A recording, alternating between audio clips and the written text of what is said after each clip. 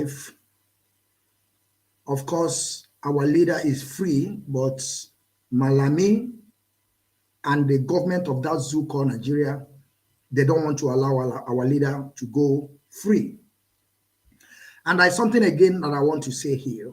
Some of you that are coming here, thinking that maybe you think that I'm making a mistake on my English or something like that. Nobody cares. What you people have to understand is what is coming out from my mouth. You understand? That is most important thing, if you are getting the point. Forget about my English. I'm not living in England, or I'm not an Englishman. I'm living in Germany, in Deutschland. I prefer my Deutsch to be more perfect than English, because here I am today. We don't need English. So that is one thing I want our people to understand. The IPOB Rapture Media Technical Director, if you get to Biafran Television Channel 1, I want you to let me know before we get into the business of the day, because of course what we're doing here is business, very expensive one for that matter. And I have Nwada here. She is going to introduce herself, and we are going to connect the dots, and we are going to do a lot of justice today. And I want you all to lend me your ears and pay very big attentively to today's broadcast. Mazi, as soon as you get there, please, I want you to let me know, indicate, so that we will move forward, because we have more than 75 million people across the globe in Biafra land. They are listening. And it's very, very, thank you, great people. Thank you, great people of Biafra. Thank you, the freedom fighters. Thank you, the lovers of freedom all over the world. We are back again today on October 19, 2022. We are still on the matter. We are still on the quest of self-determination. We are still on Biafran Restoration Project, which is we must get Biafra in our time, because we cannot be fighting all this fight. At the end, we are going to let it for our case to continue. You people already know that this is exactly what happened during the time of our internal leader, Dim Odumegwu. Of course, they don't have the tools that we have today. That is why our people general forced himself and the people around him to go into war. But our own, we are in different era. We are no more in that time. Our time now, there's a lot of things available to us to use it to propagate the issue of Biafra, to tell the international community that they have been killing us. We have been marginalized. That is the reason why our leader said, the way he's doing it, if you think that you have your own way, go and bring Biafra for us. That is why you will see some infiltrators. They will tell Onyendu, declare Biafra. Onyendu, let us go into the full-blown war. Onyendu, you are not doing anything. Onyendu have told them, if you think your way is better, go and do it. Today, now I'm seeing a Bedima. He's not talking about it. He's telling his people to cool down. Okay, let me introduce myself before we proceed today. All right, great people. For some of you that are seeing me for the first time, my name's Mazi Okechukwu, known as the Biafran child in Wachineke, the general. I am from Ihala in Anambra in Biafra land. I am under chain of command, under IPOB, under the leadership of Mazi Nnamdi Kanu. At the same time, I would like to greet our leader, the great leader of our time, the Iroko tree himself, Ofuonye Nesirora, Ugobanyi Afozo, Ohamadike, one of Africa, and the one that brought this ideology to us, and we believed him. And through him, Biafra must come. And there is no one born of a woman that can stop Biafra coming. Mazi Nnamdi Kanu, I will tell you good afternoon from here. And I would also like to greet the man in charge, Mazi Shike Doziem. On advent of our leader, Mazi Nnamdi Kanu, Mazi Shike Doziem is in charge. It does not matter whatever you said. It does not matter who is involved. We keep on telling people that we are following the rules and regulation and the things that our leader put in place. That is why we're here, and that is the reason why we're waxing well. If you don't know, I want you to make the research. We are the largest movement on this planet Earth, which is IPOB, led by Mazi Okechukwu Kanu. I will also try to greet the wife of our leader, Lolo, Uchechi Dia, Dia. I will say good afternoon from me here. I know Nachifafe Fogonkwo, your husband will soon join you. You have suffered a lot. You have told us how many years you lived with your husband. And those years, I'm not sure that you people have lived together with all these years that you mentioned. And I hope everything will soon be fine. I will tell also the great people of Biafra, I will say good morning, good afternoon, good evening, according to your time zone. Some of you that are about to sleep, I will also say good night to you all. Now I will go to Nwada. We have Nwada here.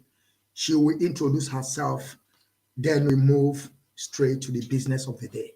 Thank you, great people. As you people is about to listen. Ada, the mic is to you. Good morning, Mazi, the Biafran child, the general. How are you today?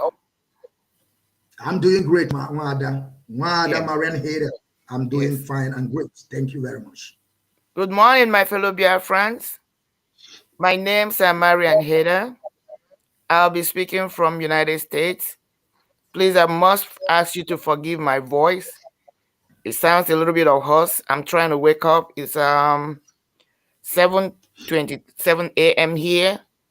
And I've been kind of in and out trying to catch a little bit of sleep. But I believe that as I will continue to speak, my voice will improve.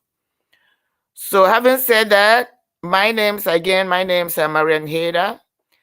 I am from Umunoha. Umunoha is in Mbitoli local government in Biafra land. But this morning, as we're going to be speaking and interacting with each other, I'll be speaking from United States.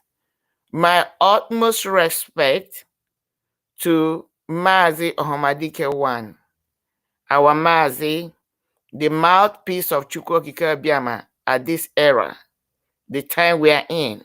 If only people can understand the forces, the spiritual forces that are infused in that vessel. I give my utmost respect for what God has done, is doing, using this vessel to express himself and make himself strong.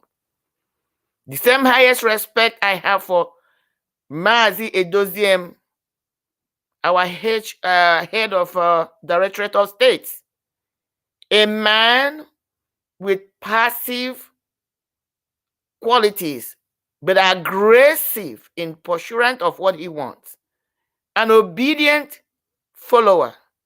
My utmost respect to him. A quiet storm indeed. Your enemies have tried to underestimate you, but you, being in the leadership, you, the captain of this ship, in the absence of our Hamadike one, together with all the DOS, I salute you all. And I honestly throw my highest respect to you all for what you have done as we continue this journey to the final destination, which is going to be one, the absolute and unequivocal release into our hands of our mighty Hamadike and the actualization of Biafra as we move forward. I thank you all as we relax now and listen. Most likely I'm going to relax with a cup of coffee so that I can let my voice wake up. Thank you, Mazi. Thank you all. Let us roll the boat and see what we can produce today. God bless you all. Thank you very much, Nwada Marien Haider. Thank you very much. You give us our time. Of course, we know that it's very early there. And I hope you will get also your coffee, because of course I have my coffee here. Yeah, I'm jealous now. I'm jealous. You know, I've been jealous of that cup. The first time I saw that cup, I was like, damn it, somebody beat me. You are a brilliant man, I tell you that. And you be I'm telling you, showcasing that cup. It's not just about the coffee, it's about the cup and the coffee. of course, of course, of course. And That's very if smart I and may brilliant. tell I like that. you, this cup, I received this cup from a comrade, a coordinator from Canada. He gave it to me as a gift when I went to we went to Belgium. You know, I think he gave 3 of us this gift. He gave one to me. One is in the set. You know, he gave one to me. He gave one to Methuselah, and I think he gave also one to Efe. I don't. If I know how I can push two pieces of this to you, I will. No, that's okay. I mean, I'll get at the fullness of time by His grace. You know, I believe my own will come. But I'm just trying to express that it's a brilliant idea. You're already enjoying Biafra. It's a symbol. It is the symbolic nature of what it is what I'm appreciating and relishing each time I see you drink with it. So thank you. This is one of the things we must begin to encourage one another to push. I try to push it from here, Maryland, but I think the person I was trying to work with, the so-called coordinator, didn't get the point. You know, let me say it now. But having seen what has happened with our finance department, I think my idea was a little bit premature. But these are things we must do as we move on, especially as our Hamadike comes out and everything is put back in place and in order, especially when it comes to our finances. Because these kind of things are things that will find a way to be producing by ourselves. You know, our flag, all these t-shirts we are wearing, let it be pushed out officially through Radio Biafra or through Biafran registered as a registered organization, because that's a way of making money. We are giving money to our enemies. That was the argument I made with the gentleman here. When I tried to acquire the flag, he said I have to order it. He has to order it from Malaysia. I was outraged. I said, this is bullshit. Excuse my language. I said, how can we be buying this thing from the common market? We are making money for these individuals. Biafran as a group must be able to produce our own with an official stamp signed by the leadership, so that instead of buying this thing from Malaysia directly, we buy them from us. Even if it's $1 we are making, it's $1 we didn't have. But that's not what I'm here to talk about today. That is why I relished it when I saw it. I thought it was produced through that process. I said, somebody beat my mind. So it's a good thing, because we can make money. When you look at the football teams in America, or even basketballs in America, that's how they make money. They make their own t-shirt, they make everything, they push them around, you know. And when you have that official one that you bought from the right channel, it carries more weight, because you have that's a way they assign it to establish, so it becomes a collectible that you can keep over time. You can sell it. It accumulates money as it ages. So it's not the same thing when you buy it from the market, because they want to encourage us to put money into the coffin of the football association. But you know, my mind is always firing, but that's not why we are here now. But I just want to appreciate you drinking that morning coffee. You know, America runs on coffee. We are coffee lovers here. Thank you, my brother. Let's roll. That's a sidetrack. Thank you very much. And I want to use also this medium to greet Rapture Media Technical Director, a man on the ground. He have been doing a lot of work, and I really appreciate him. Now, let us move forward. We're going to talk about the idiocy in Asari Dokubo. At the same time, we are going to talk about our legal team, you know, because there's a lot of things that is going wrong that I couldn't even understand what is playing. We are also going to talk about the Kanunta. You know, of course, Kanunta called me. I think that was last 2 months, the last that he called me. Kanunta told me that he is in charge of our legal team. He is in charge. I want to ask him some question, but when we get there, I will begin to ask the question. We are also going to talk about the Attorney General of the Federation, Malami, why he's still keeping our leader. We are also going to talk about Ejimako and Ifani Ejiofor. We want to talk about what is really going on. At the same time, again, we're also going to talk about the Biafran representatives. I don't know how to put them. Am I going to call them the red caps? Am I going to call them the governors? In general, the representatives of Biafran people or Igbo-speaking Biafra in particular. We are going to talk about them. Why are they mute? Now, I don't know, maybe you have heard Asari Dokubo. You know, it been a while that that man was mute. He keep on, fighting for pipeline guider. He knows nothing only apart from pipeline guider, and he have stolen from people of his job. He have stolen from them so much. That is why every day you see Asari Dokubo, he's getting big in his stomach. Asari Dokubo is a mueba and he has no shape. That is why Asari Dokubo cannot speak for 1 minute. He must be breathing like in that is who Asari Dokubo is. And now, I want to ask you, Marien Haider. I don't know if you ever come across the video of Asari Dokubo. Sure. We don't call Asari Dokubo to come and tell us what is going on.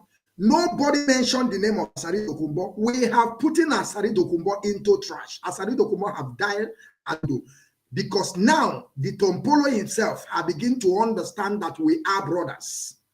When he hit them, when he shook them, now they will begin to understand that we are brothers. Of course, nobody can take it away from them. We are brothers. Only when they understand, then we know that we are one people. We have one way of life. We have one culture. Our mother's title rapper. We have 4 market days. And then now, Asari Dokubo, the pig in Creek, come out and begin to shout, begin to talk all sort of rubbish from his mouth, telling us that Mazi Nnamdi Kanu is not going to be out, that Mazi Nnamdi Kanu have been released, even though the guy was tackling the Nigerian government, that anything can happen in that government of Nigeria. And Asari Dokubo have been doing all manners of evil to our people in Ijo, down to hinterland of Biafra, because Asari Dokubo is recruiting some stupid people that they are coming from coastal region of Biafra. Asari Dokubo have said it with his mouth, time without number, that he's going to kill Igbo people, and he will keep on killing them.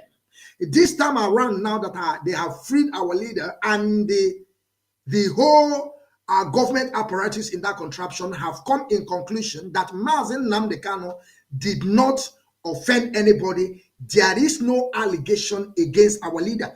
But we see the stupidity and the idiocy of Asari Dokubo come out to yap and talk all sort of rubbish from his mouth. Ada, what do you have to say about that pig?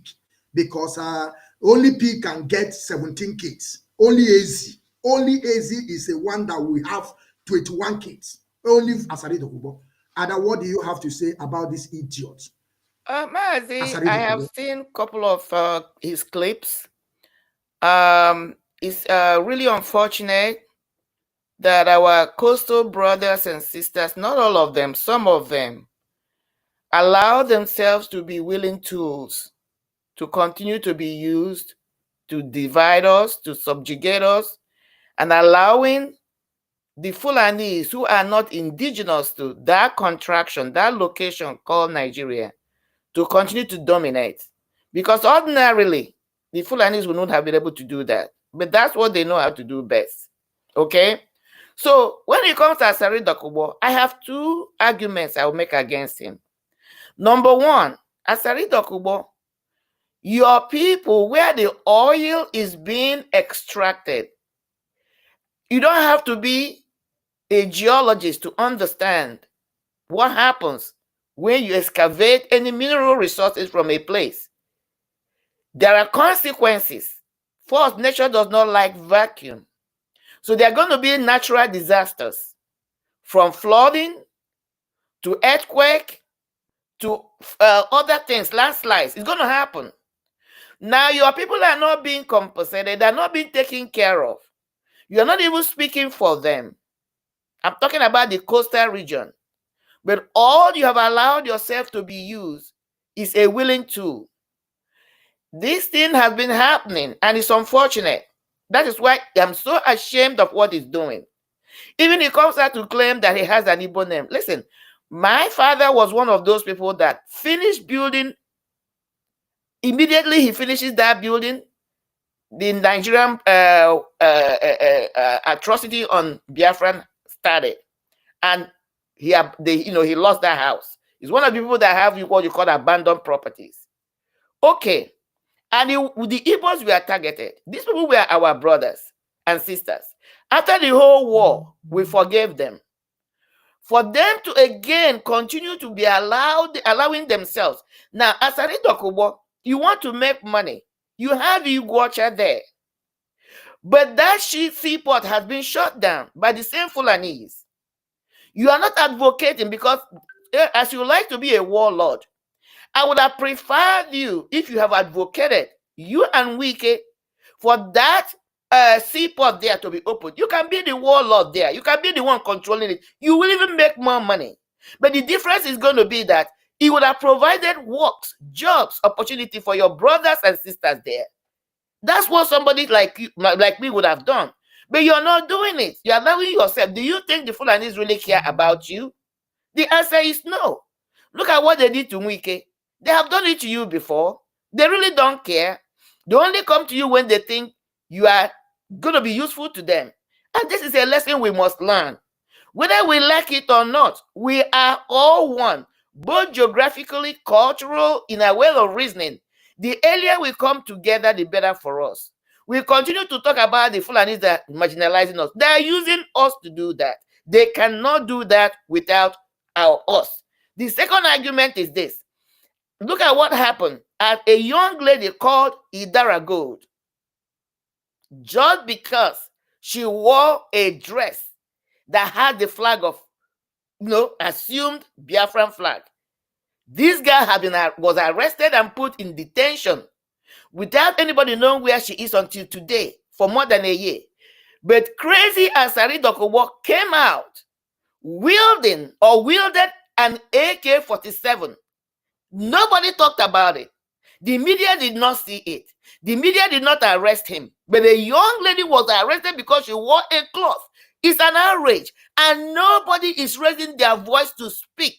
I am asking Asari Dokubo and people like him, if Idara Gold is their sister, their wife, their cousin, or a relative, wouldn't they have spoken up? Now, they come and kidnap Idara Gold, and they're allowing you to be wielding AK-47 because you're using it to eliminate your brothers and sisters. Asari Dokubo, if you succeed, let's assume you succeed in what you're doing, all they will do is to come and apprehend you like a rat. People don't understand that when you have support, that is why even in the scripture it said that it's not easy to break two cords than, it's easier to break one cord of a thread than two cords. This is what we're telling you. We don't really need, they're talking about oil, we want to come and take your oil. Asari Dokubo, I'm asking you. The Fulanis, I listened to Machineke on Radio Biafra this morning when I was coming back from work.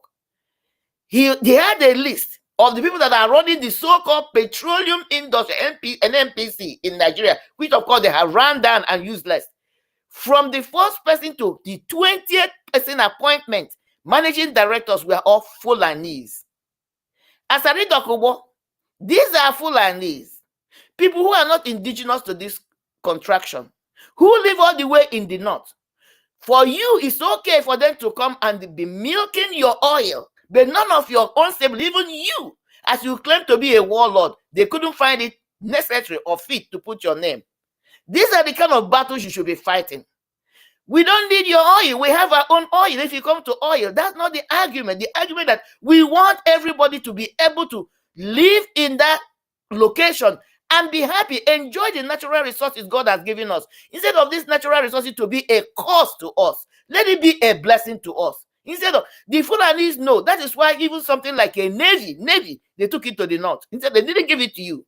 So Your siblings, your brothers are not getting anything, but you're happy guiding the pipeline for the Fulanis. And at the fullness of time, when you begin to experience a natural disaster, just like the flood that is happening now, they will not be there to help you. And is it the Igbos that are your problem? That's why you are misguided. I am giving this as an advice. This is the first time I'm talking about him. I wish he would have a rethink for himself, not for the Igbos, because we don't need him to be, but they need us to be, especially people like him. That's where I'm going to rest for now. Thank you very much, Madam Marien Haider. Thank you very much. Of course, Asari Dokubo is a willing tool. Afari Dokubo, they have promised this idiot that when the Fulani at the end conquer the whole Biafra land, but we are telling them there is no how it can be able. It will not happen. It will never happen. It will not happen. Because you know why I said that?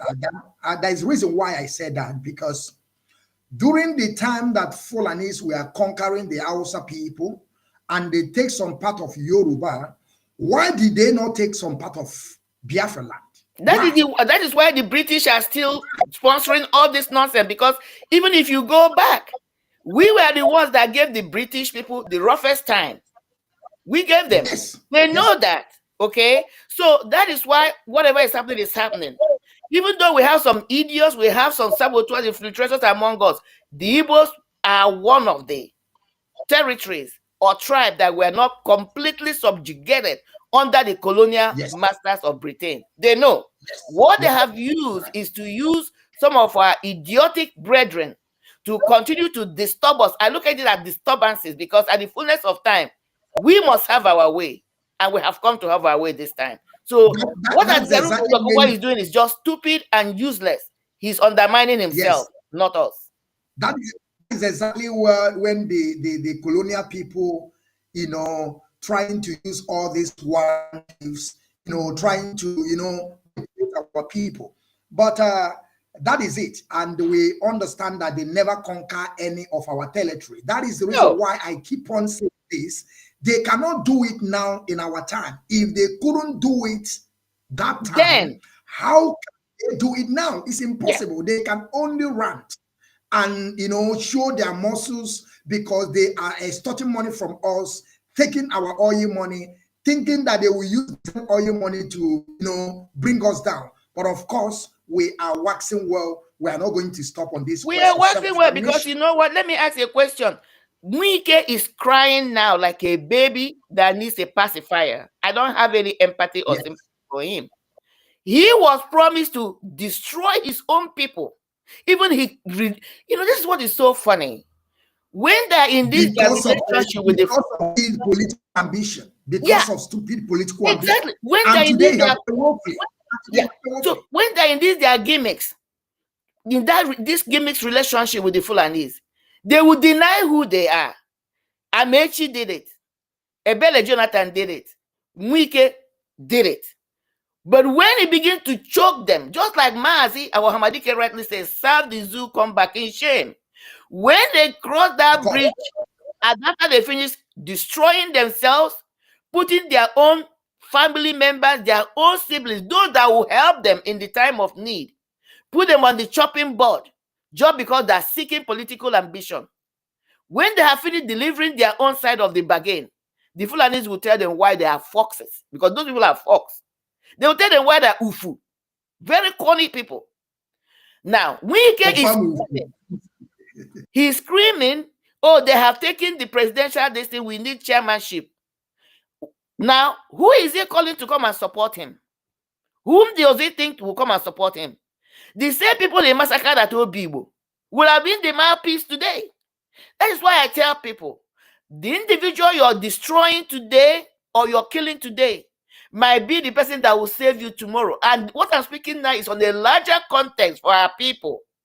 You continue to pray for God to intervene in your situation, or you have an ambition, or you're looking for something.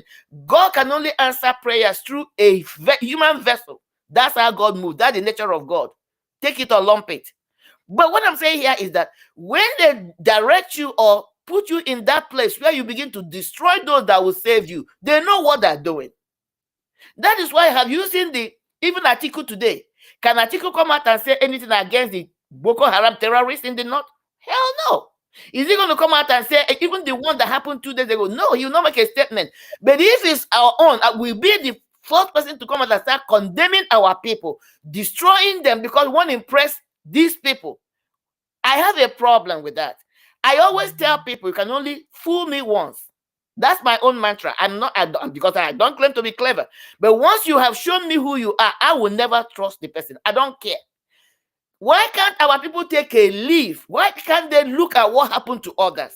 Umar you killed because he was promised presidential candidacy. Mention all of them. At the fullness of time, look at how the Fulani destabilized all of them. Okorocha, the same thing. In fact, he cried like a wimp too. So, can't they listen and pay attention and know that it doesn't matter? Even if you take your wife and give to the Fulanese, they will never agree. It's in their system. It's called Takia. They will never complete your own part of the bargain. But our people continue to be stupid. Then when the time comes, they start crying foul, foul, foul. So I'm asking Wike, this foul is crying. Whom is he expecting to come and speak on his behalf? Because he refused to speak on the behalf of his siblings, his brothers and sisters. Rather, he massacred them because he wanted to get presidential candidacy. Now he has nothing. And they will make sure, just like the way they destroyed Devil Umahi, destroyed Amechi, destroyed Okorauta, or whatever they call him. Uzodinma, his own is coming very soon. He's still gallivanting, thinking that whatever they promise him is going to happen. Let him go and write it somewhere. His own cry is going to be worse. So what I'm trying to say, can we learn? Can we learn? Yes, if somebody fools you on something you're not familiar with, it's forgivable. But something that is a pattern, something that is predictable, why do we continue to allow ourselves to be used to destroy us? Is something I am still scratching my head to understand. I can't get it. So that's what I have to say for now. Go ahead, my brother. Yeah, thank you very much for this, your wonderful analysis. And I want to let you know that is the reason why this question that you are asking now, when are we going to learn? That is exactly what our leader Mazi Nnamdi saw before he came out, begin to shout.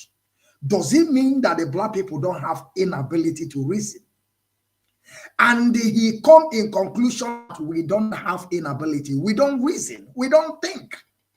We don't even absorb things. We don't think for things for a long term. That is the reason why Mazi Nnamdi is championing these Biafran restoration projects under 10 years. People have started crying.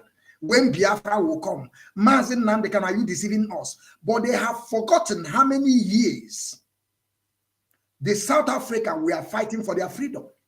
They have forgotten how many years South Sudan and the Sudans and of them were fighting. They have forgotten. They thought that, freedom is something that when you shout, they will give it to you.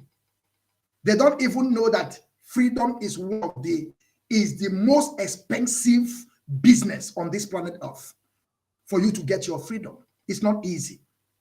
But I know what is wrong with Asari Dokubo. Asari Dokubo is just a jealous person. Asari Dokubo, we are thinking why he is not Mazi Nnamdi Kanu.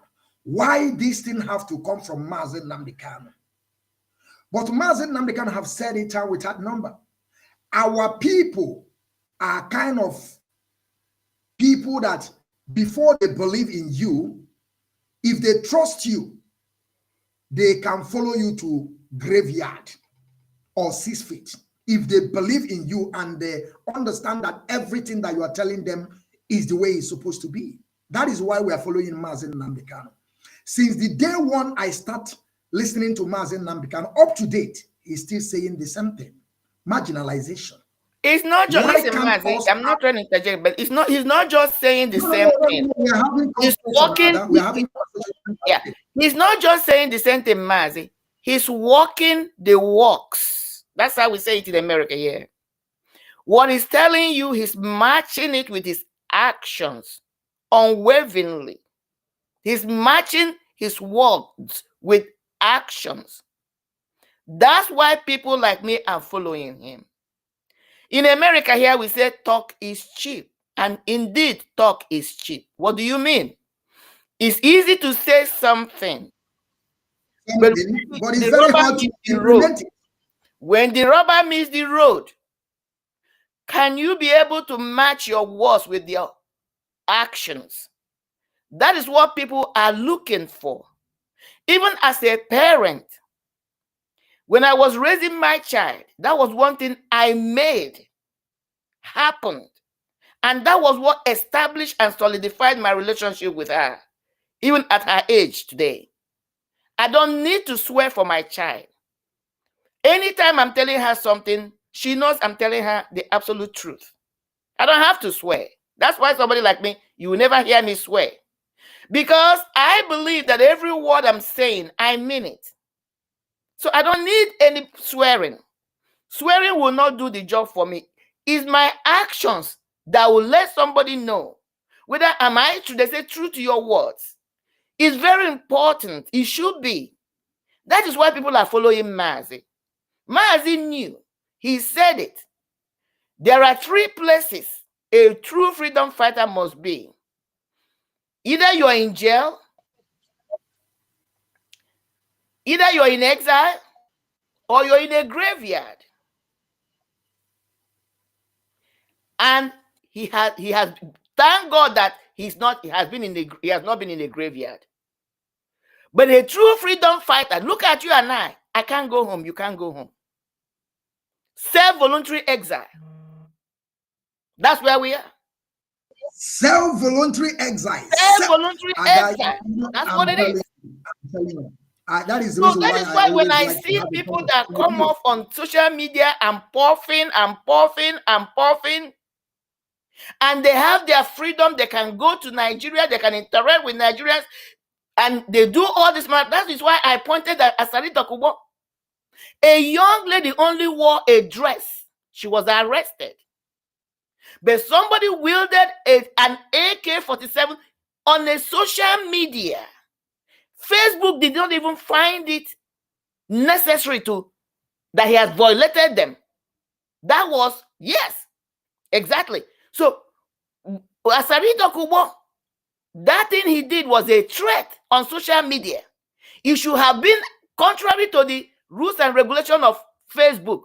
But because Facebook is working in cahoot and in conjunction with Nigerian government, whatever the agreement and arrangement is, somebody wielded an AK-47 on a public domain. He was not sanctioned. He's working free in Nigeria. No DSS visited him. No police visited nobody. Him. No, even the so-called news media in Nigeria never visited him for an interview. He's working free. Is this volume? Ada, you are saying that he's showing AK-47, different kind of rifle, even though he have came out in one of his broadcasts saying that I'm going to kill the Igbo people. And nobody saw it as a violent word. But when you and I are when people like you are making broadcasts and use the word kill, they censor you. Pay attention. That is the reason why is he a freedom fighter and he's living in Nigeria? Is a freedom fighter? He's not. It's the same thing this one is doing. He wants to compare himself to Nnamdi Kanu, but he cannot go to Nigeria. He's not on self-exile. He's not in the grave. He's not in the dungeon, in jail. He's not a freedom fighter. That is also the same thing to Raf Wazurike. Raf Wazurike will come out, begin to yap, telling you that he's a freedom fighter. Raf Wazurike will be busy building hotel, building hostel, roaming around, calling Yetima Shetima, giving them freely. I don't know, even understand what they are doing. And they, at the end, they will come out and begin to tell you that they are freedom fighter. What makes them a freedom fighter? And I don't even understand. What makes them a freedom fighter? They're not. You understand what I'm talking about? The argument you raised, I didn't forget it.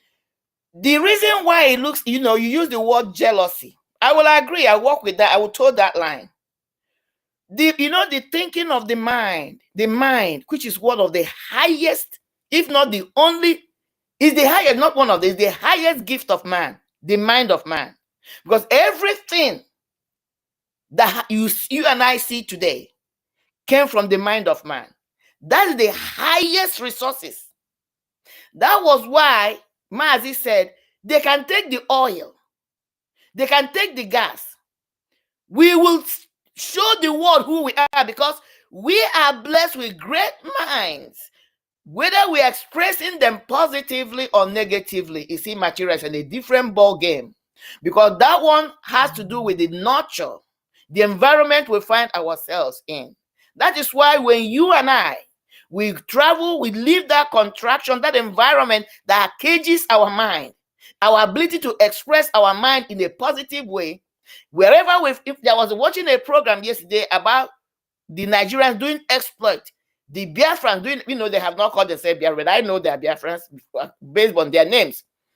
They're in London. We are taking over. Doctors, lawyers, everything. These individuals, if you have left them in that contraction called Nigeria, they will have amounted to nothing. So the highest resources in this life is the brain of man, is the mind of man. They know we are rightly wired to do exploit, but the way we are is what is caging us. So what am I saying? Thinking, free thinking, the ability for you and I to cultivate our minds so that great things can happen through them is free.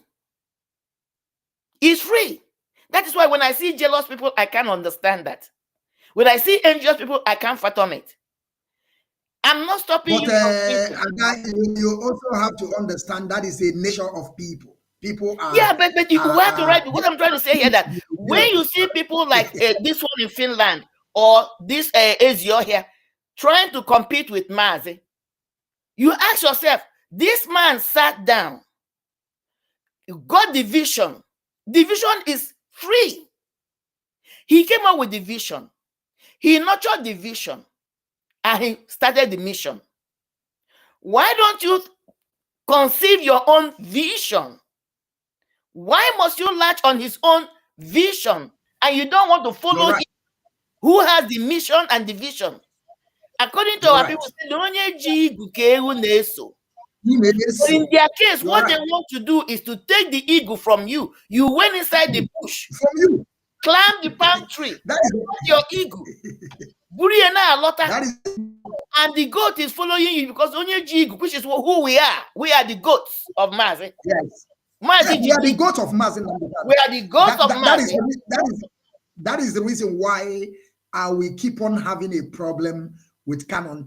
Yes. Because that issue he wrote on his Twitter account saying that we are zombie. You see, that issue. I must pick it up, and I will not stop talking about that issue because we are the eagle that is following Mazi Nnamdi. Because Mazi is carrying the eagle. He's carrying the palm tree, the palm fronds, I meant to say. So that's why we're following him. But what these people want to do is, Mazi has gone into the bushes, climbed the palm tree, caught the palm fronds, came down, carried them, and is going home. Now the goats are following Mazi. But what they're telling Mazi, what they do is to take the goat from Mazi, take the eagle, the palm frond from Mazi, and we say, hell no.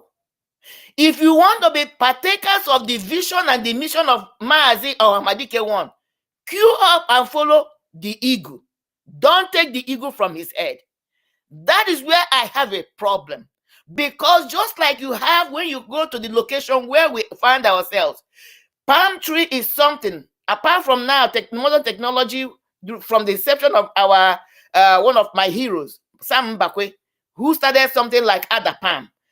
Palm tree is a tree that naturally spreads and sprouts in a location. So it's free. When palm tree, you see it in your land, it becomes your own. So it's a God-given thing, potential, cost crop, just like the mind of man. It's free. So, but don't go to my own farmland and you want to take my own palm tree, whether it is Osukwu, whether it is Ojukwu, whether it is this other one. If God gives me Ojukwu, that belongs to me because it's in my farmland. Don't come to try to take it away. If you want it, you queue. You become my friend. You follow me. I will give you a little bit if I want to. This is how I'm using this analogy to describe it, because we must understand that. That is what Mazi is trying to tell them. If you create your own vision, you come up with your own vision, go ahead, cultivate it. If your vision and your mission have a superior argument to what I'm doing, people will follow you, because onye jigu kewu neso. But what they want to do is to come in to destroy, and that is where people like you and I come in and say, it doesn't matter your closeness to Mazi Ohamadike one. We are not going to allow you to take this palm front from his head. We must protect it until we get home. Mother, you also have to understand this. Our leader have said it. It does not matter that you think that you are close to him and you are in subordination, that he will push you away. It does not matter that you are eating with him, talking to him all the time. You think that you people are friends. If you go against the will of this Biafran restoration project, he's going to push you away. And there is something I want to let our people understand. Mazi Nnamdi Kanu is a Messiah, and I believe that. Of course, some of you won't understand. Before the adoption of our leader, he made a last broadcast. He said he will push this struggle and he will stay in the front. And a lot of few people have been saying that, come back to Nigeria, we are going to kill you. Now, Mazi Nnamdi Kanu is more than 1.5 years in that contraption. Nothing happens to him. That will show you that everything that comes out from Mazi Nnamdi Kanu's mouth is a gospel. Sometimes some people won't understand, but it is a gospel. Whenever he sits behind the mic on Radio Biafra, London, everything that comes out from his mouth is a gospel. Ada, I want us to move to the second phase of this broadcast of today. I want us to talk about this Attorney General Federation of that contraption called Daminebuzu, Nigeria, Malami, that the competent court, as they call it, in that contraption, free our leader Mazi Nnamdi Kanu. But Malami is there talking what I don't even understand. I keep on asking myself, does it mean that Malami don't went to school to understand that this man had been discharged? Does it mean that he don't understand what is discharge? Or because, our leader have been saying always that there is no thinker in Fulani land. Fulani don't reason. But when you are talking about conquest, taking over your land, coming to intimidate you, they are number one. They know how to do it. That is the reason why they conquered Hausa people. That is the reason why they take some part of Yoruba. But in our own, that is their end of the bus stop. Ada, I want you to listen to this barrister, Ifeanyi Ejiofor, what he said about the federal government. Then I want you to say something about the release of our leader. Why did these people don't want to allow our leader to go? Are they waiting for us to, are they trying to provoke us or to know what we are going to do? But before you answer this question, I want us to listen to Barrister Ifeanyi Ejiofor on his broadcast, but this one is going to be a short one, so that the world will understand that the zoo called Nigeria, there has no any case against Mazi Nnamdi Kanu as it stands today. All the whole 15 count charges against our leader have thrown into trash. He have died as dodo, according to Mike Osakome.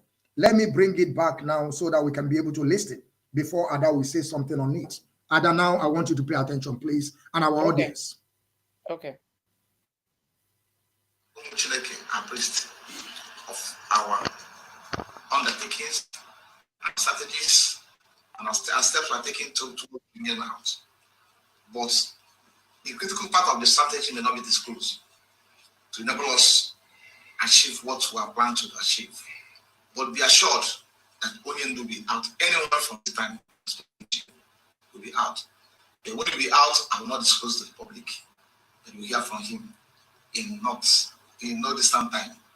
Because the federal government of Nigeria, on the authority of the Development of the Court of Appeal, has no other further option to explore in this case. their options has been closed. The only option available to them now is to do the honorable thing by allowing Nnamdi to live where he is now. And as it stands today, there is no order of court justifying the further detention of Nnamdi from that state 13th of October to date. So it's not being held illegally, it's not being held unconstitutional in the custody of the DSS. So that and no court or high court or federal court in Nigeria will issue order again to justify his detention. That's the worst part of it.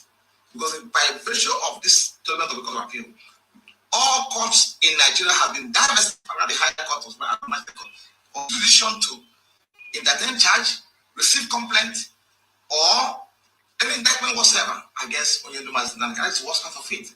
So the option available to the federal government of Nigeria now is to release him. And today we have served in the court. We have served in the court order, also served in the court judgment. By tomorrow, we are taking a very serious legal process against them. By 11, 12 o'clock, we're going to call a press conference to bring the press, and also Agbocha will also be hopefully. So, but I may not say it here because that's the job. Yes, Ada, I hope you heard what Barrister Ifeanyi Ejiofor said. He also said that there is no court in Nigeria. There is no judiciary in that contraption. There is no Supreme Court in that damnable zoo called Nigeria. There is no more case against the leader of indigenous people. Of course, there is no case against him before.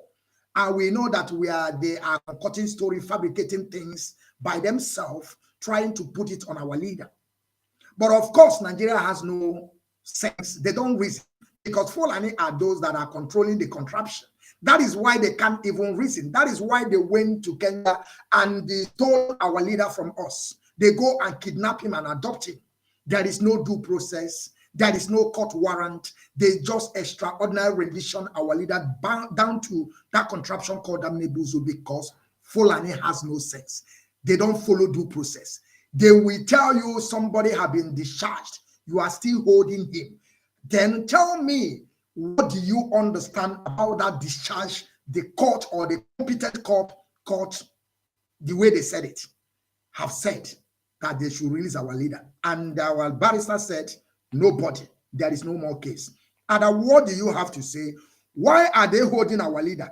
Are they trying to provoke us? You know, since our leader was in detention, in DSS dungeon, they were provoking us, even though they use also infiltrator in Finland, which is Simon, because I call their names, they cannot do anything. I have told them, the people of that contraption called Damnebuzu, the person that is killing our people in Biafra land is Simon.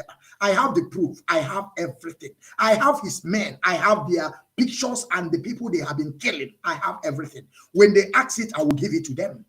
Freely, without paying shishi. Free, I will give it to them. They want us to be provoked.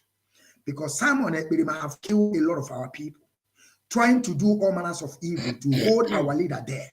Now they see that such a thing cannot work because we keep on debunking it.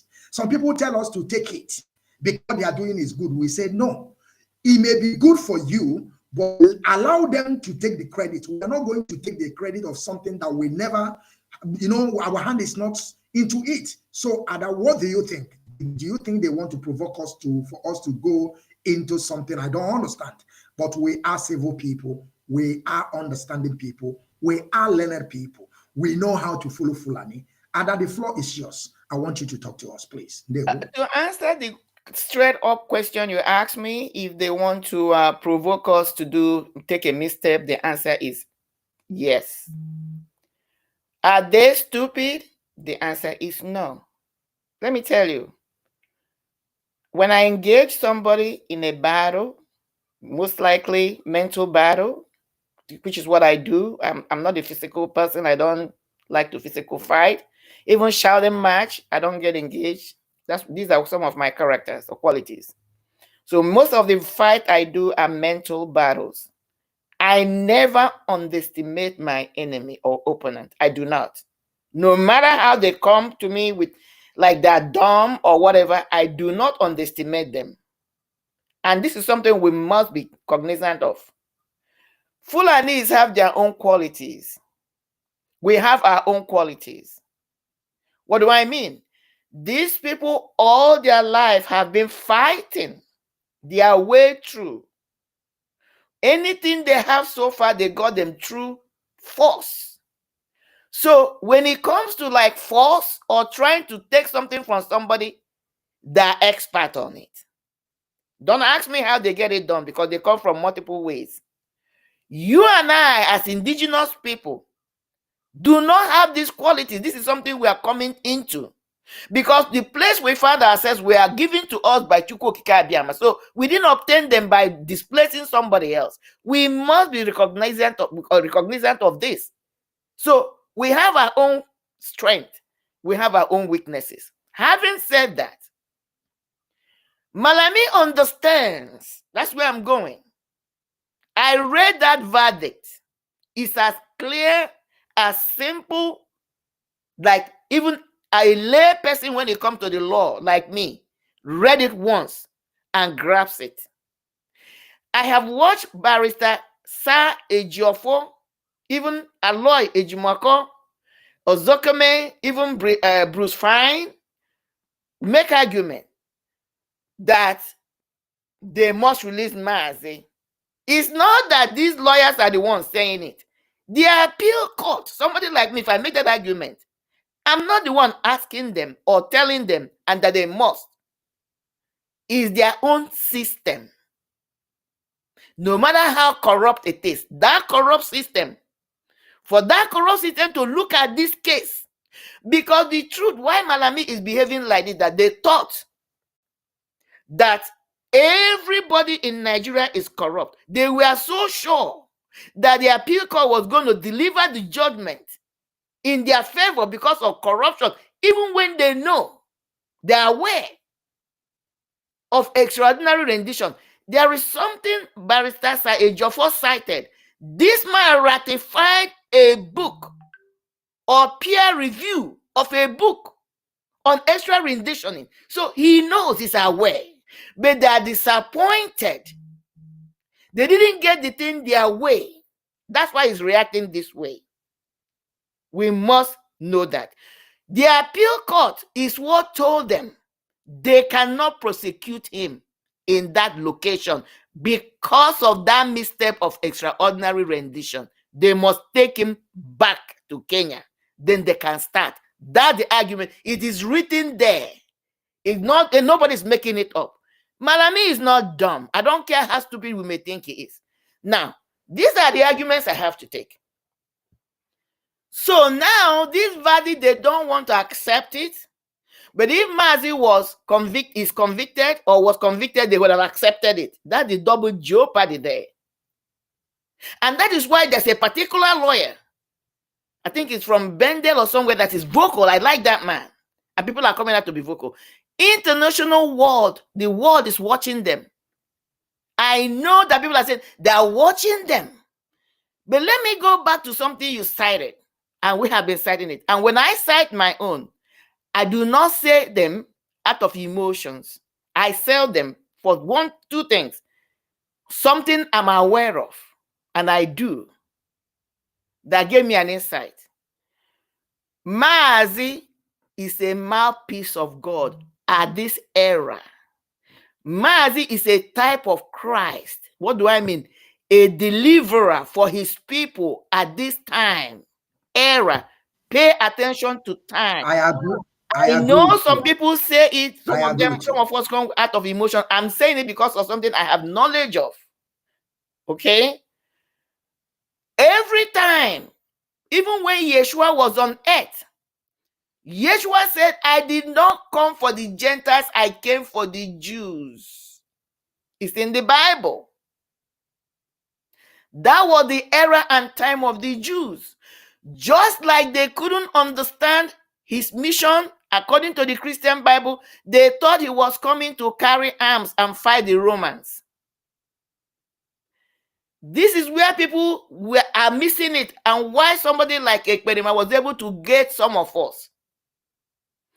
Yes, the Ancient of Days, our God, the God of the universe, Chukwu Okike, Abiama, in the dialect and the language he inspires us to adulate him, has rose up, fused some of his spirit in that vessel you call Mazi Nnamdi Kanu, to come and liberate his people. Now, when he started speaking, because of one of the spirits in him, is spirit of prophecy. And when you have that spirit of prophecy, make you to be fiery in your speech. You know what I mean by fiery? When you speak, it's like you're drunk. He's really drunk in the spirit. When he opens his mouth, he's not the one. I don't know him. I've never met him. I've never had any interaction with him. But I can describe that man. When he opens his mouth. Ada, before you continue, please, before you continue, this is just said now. Mazi Nnamdi Kanu have said it time without number. He said, whenever he go behind the mic, that he's not the one speaking. He's not the one that's speaking it. I'm just telling you, Mazi. Mazi, I have never had this, but I'm just telling you because Mazi, all he has to do is open his mouth. The vessel, the spirit in him will take over. You know, this, I'm going to, if you allow me, before I conclude, I'm going to do an exercise with you. If you allow me, to showcase. I've not started doing this because I do with people that know me. I do it because once I see you, I know your name. I can spell your name. And I have one or two information. I will tell you who you are. These are some of my qualities. I will tell you who you are. Let's leave it. That's not why I'm here now. So before I followed this man, when I had a revelation, I checked the spirit inside him before I started following him. So I'm not following Mazi out of emotions. One of the spirit that is infused in him is called the spirit of prophecy. He has a firing quality. Anytime he takes the microphone, I can tell you, again, I have not spoken to him, Mazi does not write his script. Mazi does not think about them. In fact, most of the time when he finishes thinking about what he wants to do, he comes to that phone, something else will begin to come out because it's not him. Mazi has what I call the power of the tongue.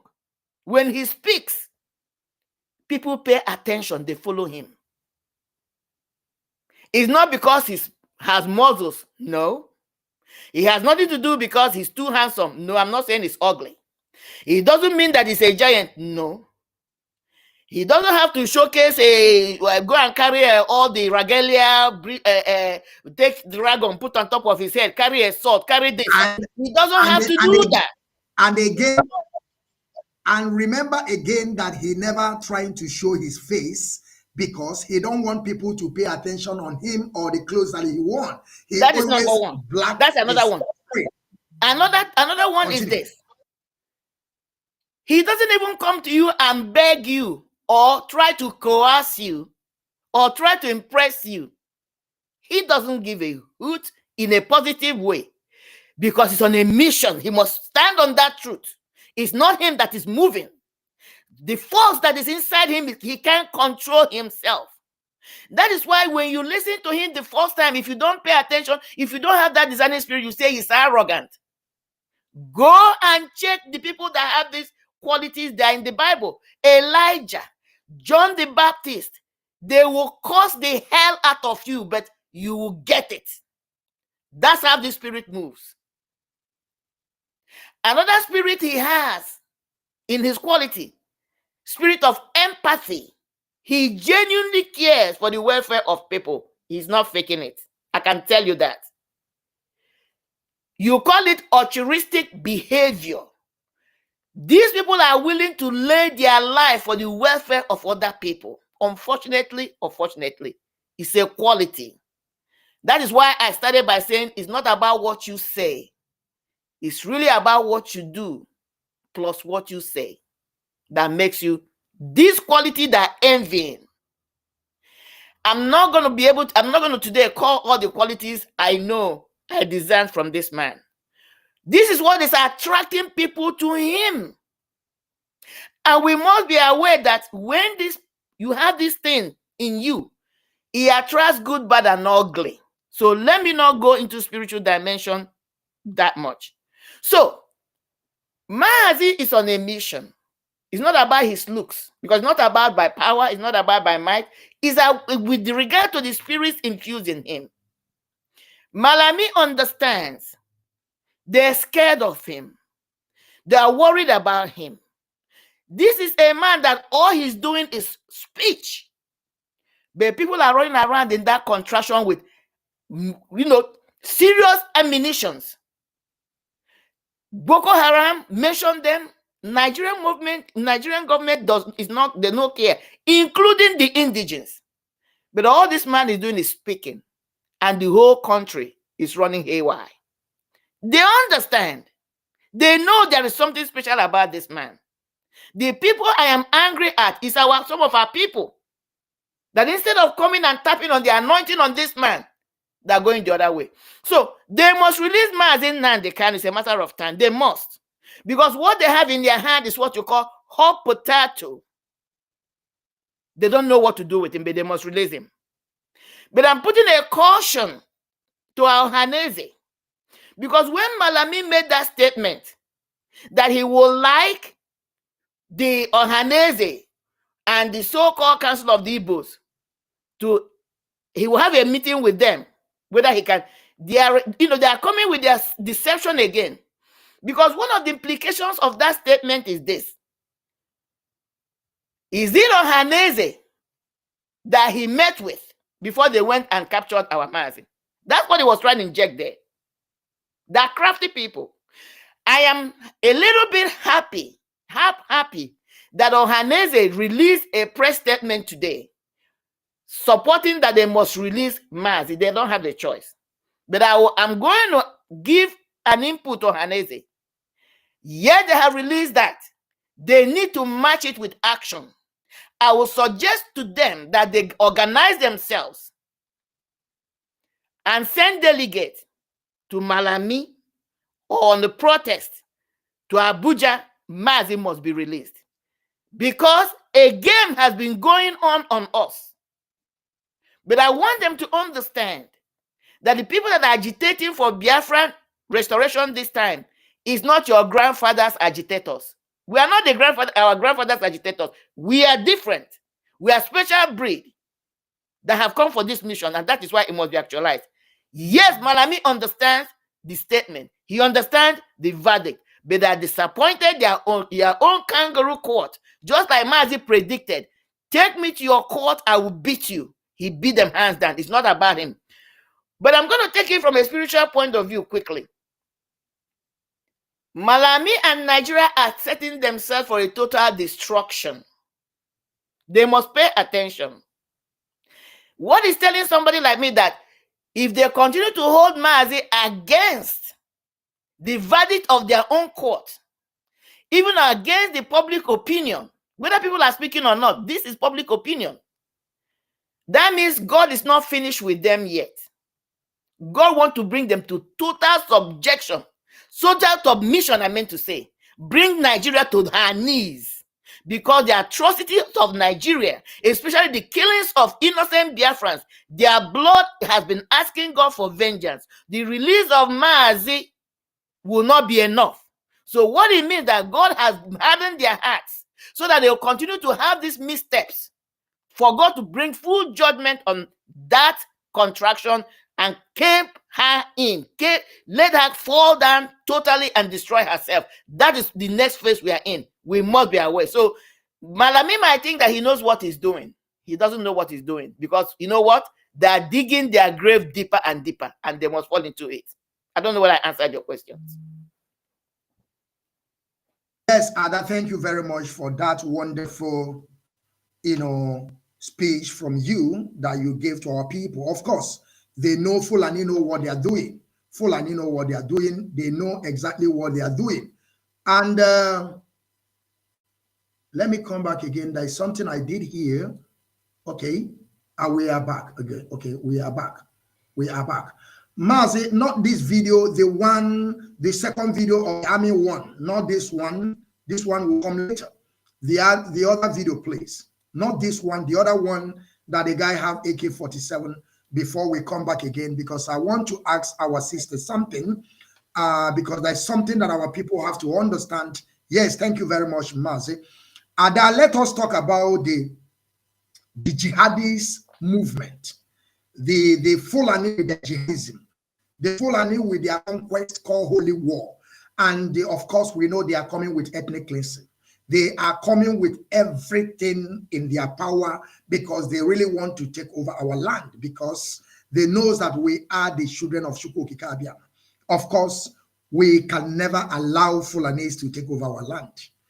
As since that they couldn't take it during our great-grandfathers, when they have already surrounded the Hausa people and take some part of Yoruba land, and they couldn't during that time. I don't know how they think that this time around they can be able, now that we have millions and millions of agitators fighting for Biafran restoration.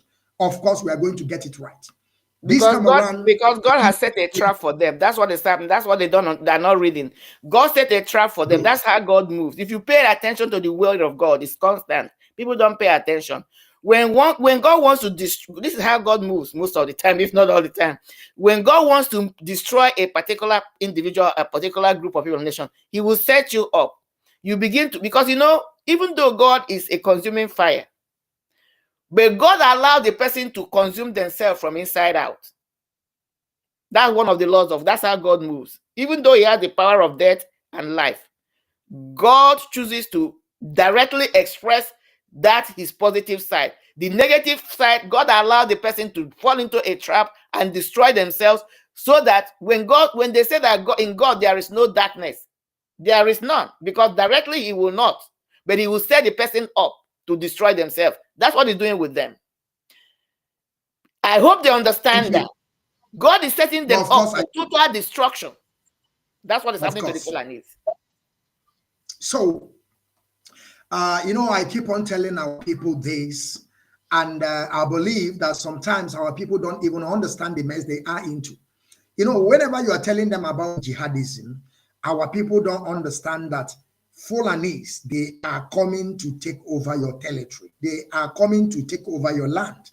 But I also thank Mazi Nnamdi Kanu Hamadike one with this ESN network that he set up, that they are fighting against this terrorism in our land, in our bushes, because they have already taken over the Ebonyi state before the ESN went there and counter them and destroy them all over, and they run back. Yes, but now there is a video that I want us to see before we go back to that video that I was showing before, the movement of jihadism.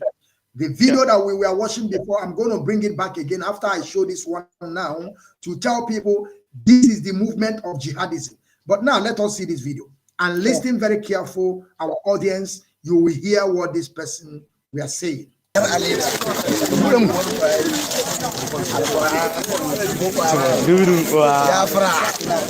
I swear number. No magazine, but I'm number. Clean color, see, and I clean one. See later. I swear, Manta. I swear, yeah, like I was so far. Biafra, I was so far. Boy, I'm really alone. Do you see that? Yes, my great people. Do you see that? Yes, with his full face showing. Every single with his full face showing. There is no Tucano jet that was sent there. The governor of that place did not invite the military to come and find them. Nobody went and raided a community not to flush out this individual. But look at us. So, yeah, now, you know, that is what I'm trying to say, the atrocity and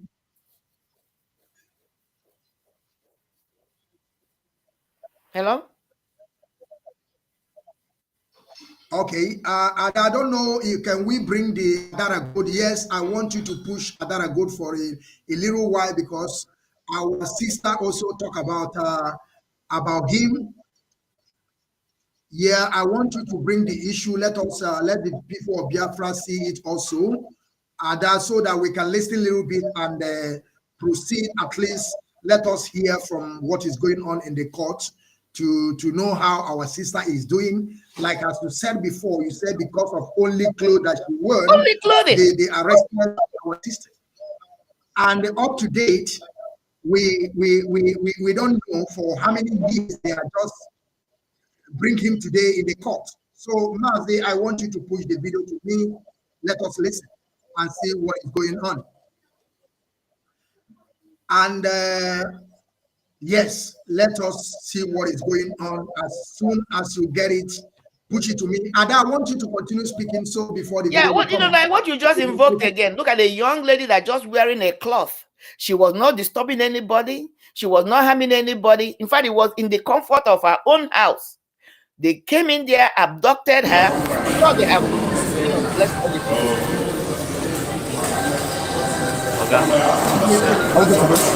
Yeah, good to go. Yes. Thank you.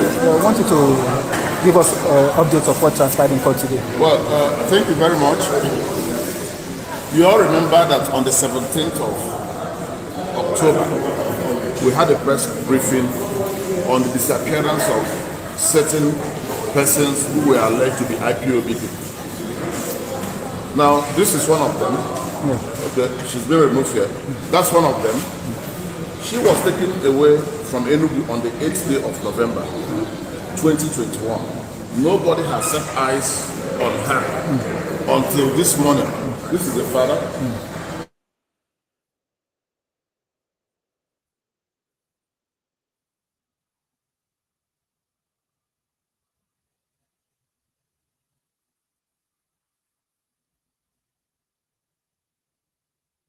There's a pause. Is it intentional?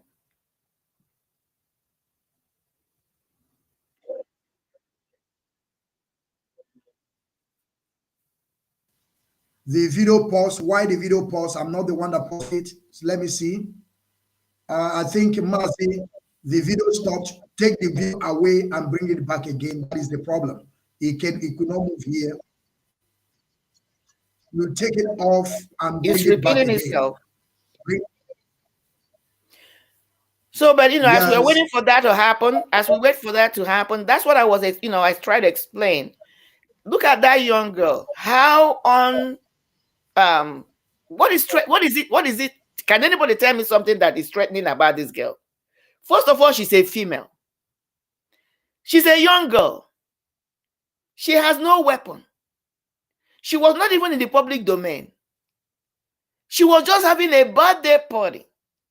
And because she wore a dress that has the colors of Biafran flag, somebody left everything, went and abducted her and kept her, without her consent in a place we don't even know whether they have done to this girl. Only God knows, because knowing how the Nigerian security system works, they must have violated this girl in every level you can think about. This is somebody's child. Let me tell you, this is some of the things we must be showcasing as you people continue to make your broadcast, so that the world will be hearing and seeing what is going on. But you have grown men, running around with dangerous equipment. Nigerian government is not doing anything about it. They cannot go and arrest them. From Osari to what you just showed us. Nobody. But they can waste their resources, our resources, that we all own collectively, to go and be hunting innocent people down for no just or any reason at all. So Ada, let me bring back the video again. Please I think do. we have it back again. Let's watch it. It's a very good video. Let us see what is happening in the court of Abuja. What they doing to our sister. They have done a lot of things to this our sister.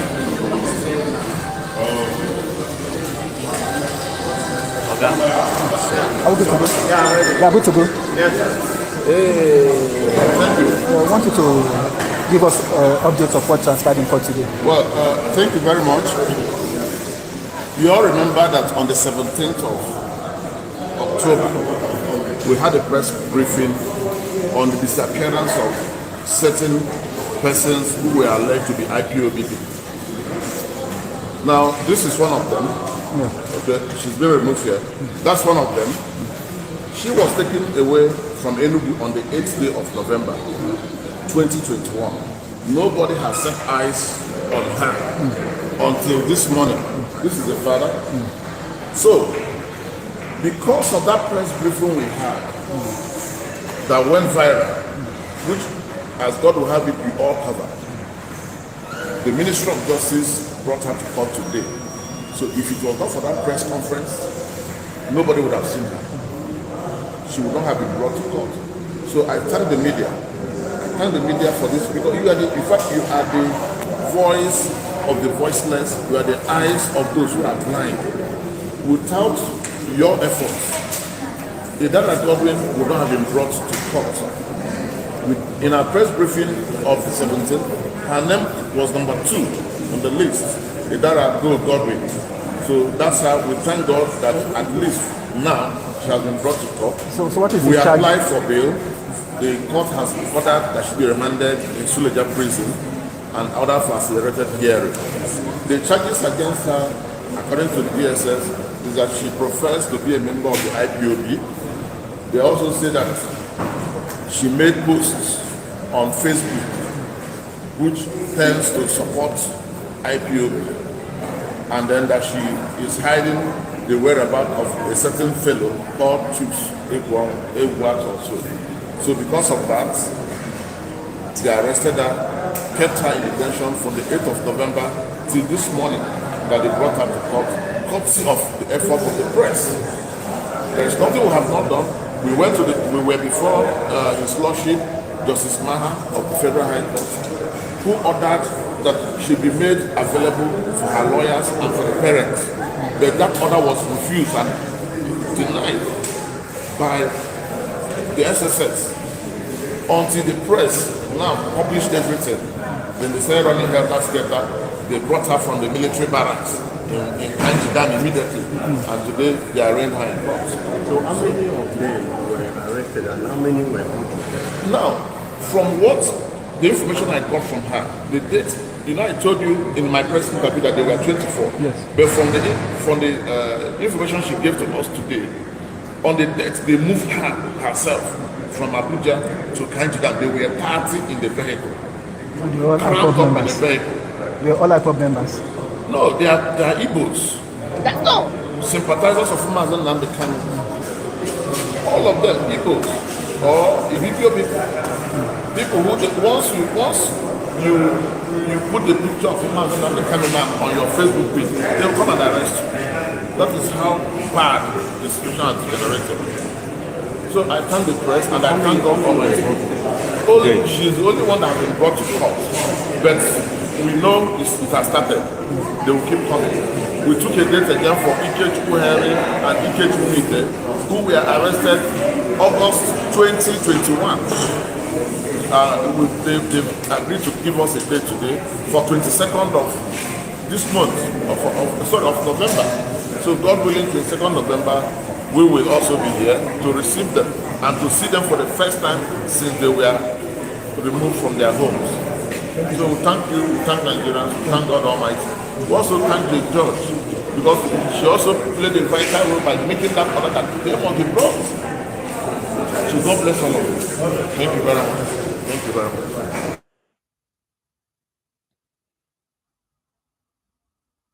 Yeah. Good news, but we must, I will say this, Mazi, unmute yourself, Mazi. It's a good news, but I must say, I'm going to put a little bit of correction to her, but I know. Just 1 minute. You see the intimidation there? Yes. Can you see the intimidation there? Yes. Just common picture. Just common picture. If you post it, they will intimidate you. They will arrest you. That's what I was talking about. In dungeon. Incommunicado. This lady was incommunicado. Incommunicado without, it's no things doing with his family or people he knows. That's what they call communicado. This man with this, and I want you to say something that you see the that was what I was saying, or I said a couple of times now. I mean, this is a young girl, harmless. First of all, she's a female, probably in her teens, I don't know, or probably early adulthood. Okay, harmless. Just because she identified with somebody as a hero, she has been subjected to all manner of unspeakable, we may never be able to understand, torture. If you watch her body language, this guy has gone through traumatic psychological issues. And you could see it in that little clip. You can see how subdued she looked. I don't know how, but you can see that this guy is under tremendous psychological torture. And this is going to haunt her the rest of her life. They have damaged her in a way. This guy probably would have been the next somebody that would have discovered something for that zoo. Now that they are celebrating all the so-called crazy sprinters or footballers that other countries have trained for them, when it comes time to competition, then they go and bring them back to come and compete on their behalf. This guy could have been one of them. Do you know how many minds this country have destroyed? That is why we must exit. That is why we must exit from Nigeria for our own survival. But somebody is running around with AK-47, brandishing it, taunting it. The country, the so-called Ministry of Justice, crazy, stupid, idiotic Malami, has not sent the DSS. They can't track them. Their devices are not functional anymore. I'm outraged as a mother. Because if this girl is my child, I don't know what I would have done. I would have been prepared to be a suicide bomber. My own child. When you have people that are wielding arms, destroying and maiming families and communities, Nigerian government has not done anything. A young girl, her future is literally destroyed, and we are peppering it. This we must be. That my brother, the lawyer, I want to correct him. I stand to correct him with all due respect. It was not the media, it was IPOB media warrior that pushed the information out. Let the truth be said. Let's say it the way it is. I never saw the story of this girl on Arise. I never saw the story of this girl on NTA. I never saw it on any of the gutter media in Nigeria. It was Biafran movement, the media warriors. Kudos to you all. Your names are written in the book of this.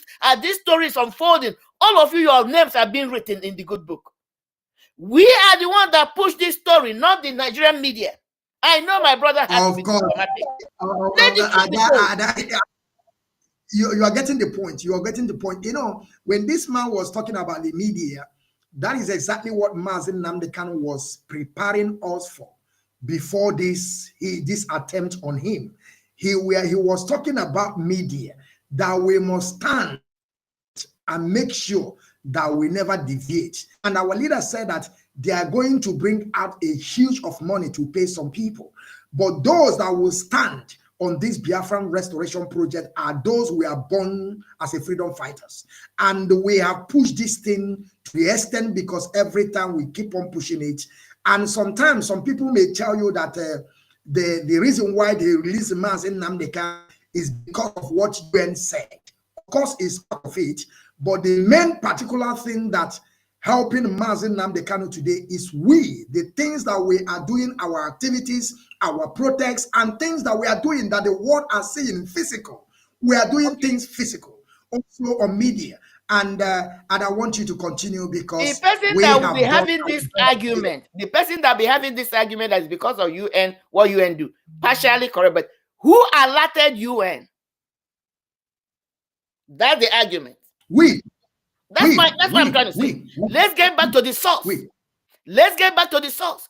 Without the propaganda and the information that you people push out like crazy mad dogs in a good way, the world wouldn't have known. Let me tell you how the world works. If you're being marginalized and you do not speak, they'll be quiet. They're not going to come and fight your war for you.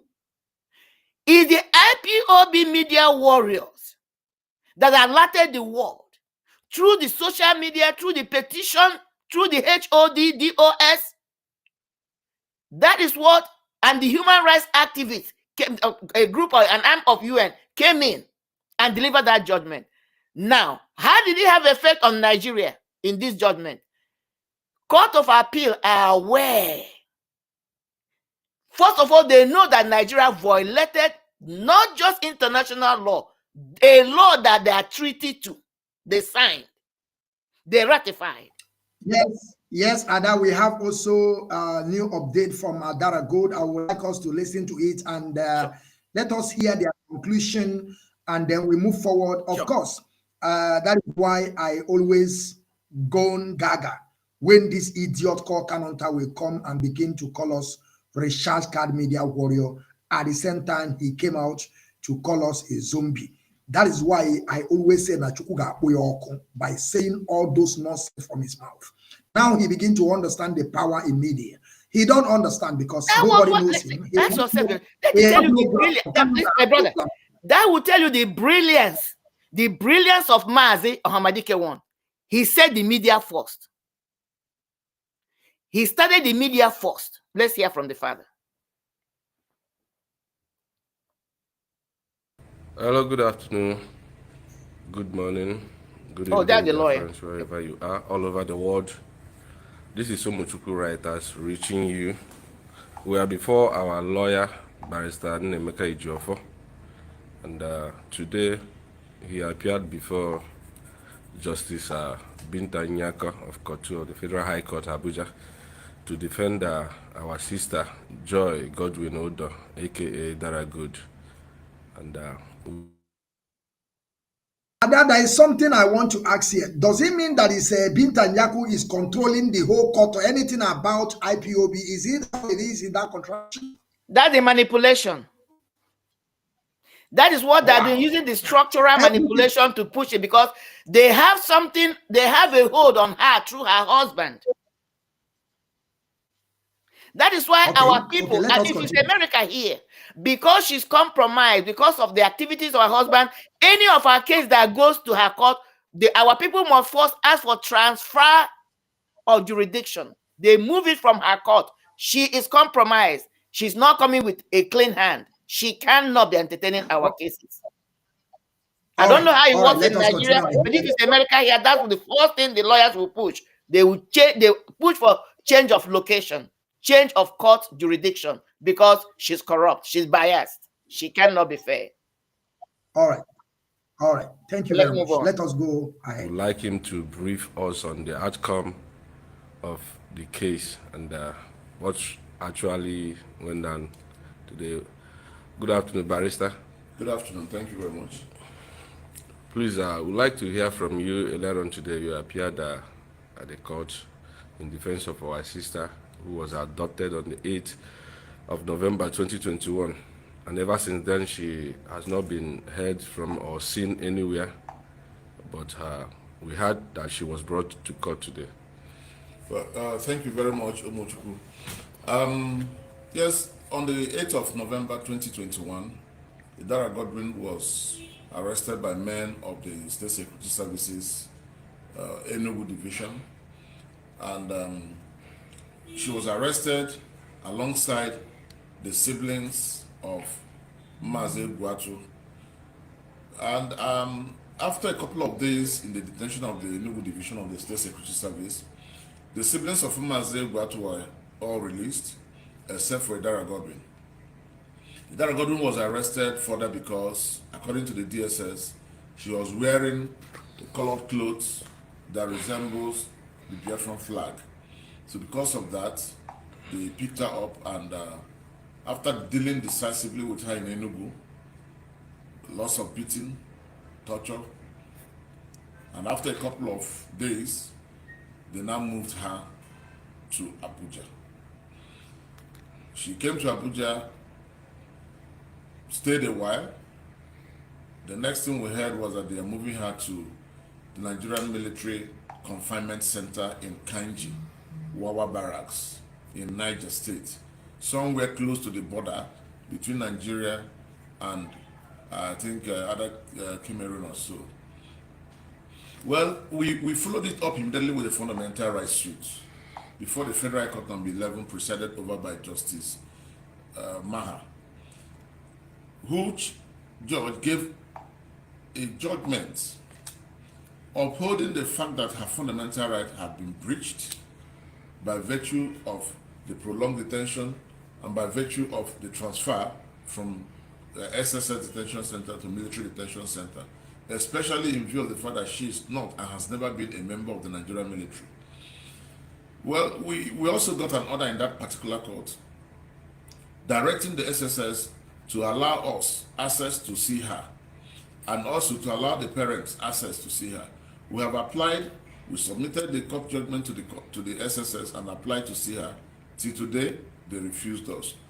Not until on the 17th of October, when we had a press briefing, of which we are fully represented, the broadcast went viral, and I think that got the Ministry of Justice worried.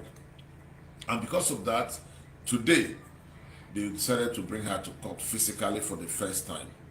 We are happy to see her, and as far as we are concerned, it was actually a victory that she's alive and she appeared in court, and she is in very high spirits. In fact, she was in high spirit, she's in high spirit, she has always been in high spirit, despite all the predicaments she had passed through. We thank God also that her father was around to see her, so he will also take the message to the family. Well, today we brought an application for bail, which we had filed as far back as the 3rd day of June 2022. Surprisingly, the Ministry of Justice did not file any counter affidavit or challenge to our application for bail. We decided to move the application today, despite the urge by the court to postpone it to a later date. But we decided it was, since it was ripe, we insisted to be heard, and the court heard us. Unfortunately, in the course of ruling, His Lordship decided not to grant the bail. Her reason being that the matter is a terrorism-related matter which carries up to 10 years imprisonment. That is the only reason she gave for denying bail. But we know that the application for bail is not foreclosed. We can still bring it up again before the same court, or we could also go to the Court of Appeal. We're still consulting. We'll make up our mind in due course. But the most important thing now is that she's currently under the custody of the Nigerian Correctional Services in Suleja. So she's more accessible now than when she was with the State Security Service. And as it is, we want to assure Nigerians and assure all Biafrans that we will leave no stone unturned in the pursuit of justice in this matter. We also have other issues we are going to challenge in the matter, which I may not disclose at this point in time, but be rest assured that we are going to do our best to make sure that Idara goes home a free lady. Thank you. Thank you very much, Barrister. We hope to see her free anytime soon. Yes. But before we go on that, we know that actually today is your first time of seeing her since her adoption, and you seeing her happen to be in the court. Were you able to have enough time to discuss with her, to talk to her? No, the courtroom will not give you such luxury of time. So we intend to visit her in Suleja prison to get further briefings from her. We want to find out everything that happened to her from the moment of her arrest to today that she was brought out publicly. We want to interview her. We want to go through her statements with her. Those statements they claim she made, we want to go through those statements with her. We want to be sure she made those statements, and want to know the circumstances under which she made those statements. They want to also interrogate the law and the charges. We want to find out from her whether those allegations against her are true or false. You know, such as they claim she's a member of Ipob. They claim she's a member. She hindered them from capturing Mazi Okechukwu, and that she's making inciting publications on her Facebook page, promoting the activities of Ipob and terrorism. So we'll go through all those with her, and then find out her position, find out her view, and then we'll now marry it with the law. We'll look at the law, find out what the law says about those things, and then we'll present our case properly before the court of law. But as it is now, we're very convinced that, and we are happy with her spirit, we are happy with the way she is, we are happy with the confidence she has. And we know that with the help of God, victory is sure. Okay, earlier on when you were talking about the bail, you mentioned that you filed a bail application, I think in May Yes. In May. And 27th of May. And today, the Ministry of Justice, who are the prosecutors, I suppose, we are not able to give any counter affidavit to that. And then the justice or the judge went ahead to deny her bail. Them not filing any counter affidavit to that, is that not a consent to her bail? Why is it that she was denied? Well, that could be true, but you know that bail is at the discretion of the courts. Okay. The courts might decide not to look at all the things we have said, and may decide not to look at what the Ministry of Justice said, and the court on its own can decide to either grant or refuse. But you know, even though it's discretionary, we expected that it will also be assessed judicially and judiciously. In other words, if you're going to deny bail, there should be concrete reason why you want to deny it. If you're not going to deny it, then you should be able to freely tell the person to please go home. And like I told you, her reason for refusing is that, according to her, it's a terrorist related offense, and then secondly, it carries about 10 years imprisonment.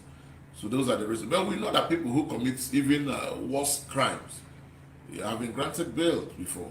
We also know that even convicts, people have been found guilty by a court of law and sentenced, have also been granted bail pending their appeal. So if we have such situations, then I don't know why, under this circumstance, she wouldn't have been granted bail. But we look at it properly and then take a decision whether to reapply or to try the wisdom of the Court of Appeal. Okay, thank you very much. You're welcome. We wanted to ask questions further on the appeal, but you've made it clear already that you're still consulting or looking at the decisions taken to that, and then you come up whether to go for appeal on the bail application and all that. We went to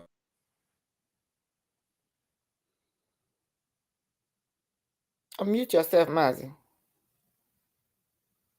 Thing I want to say here, Ada, before you take over the mic, Ada, I want you to see the kind of things we are passing through in that contraption called Aminebuzu, because we are Biafrans.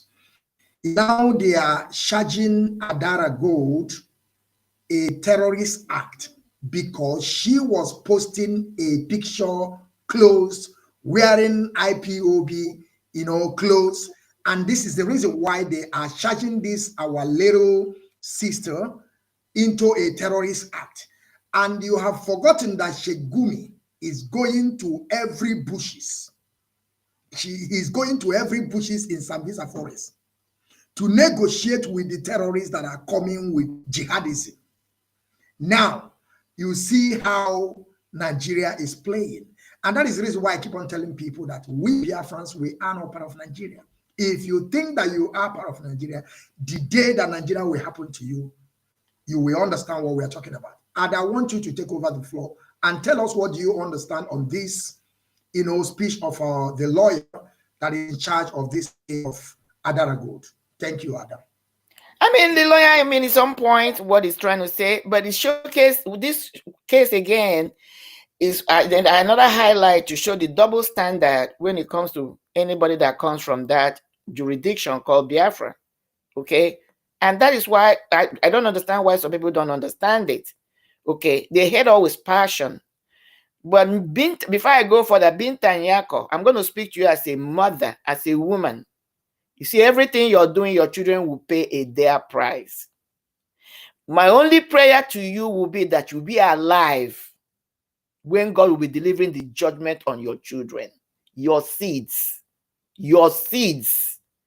Because as you carried your own 9 months, cherished them, brought them out through the bad pain,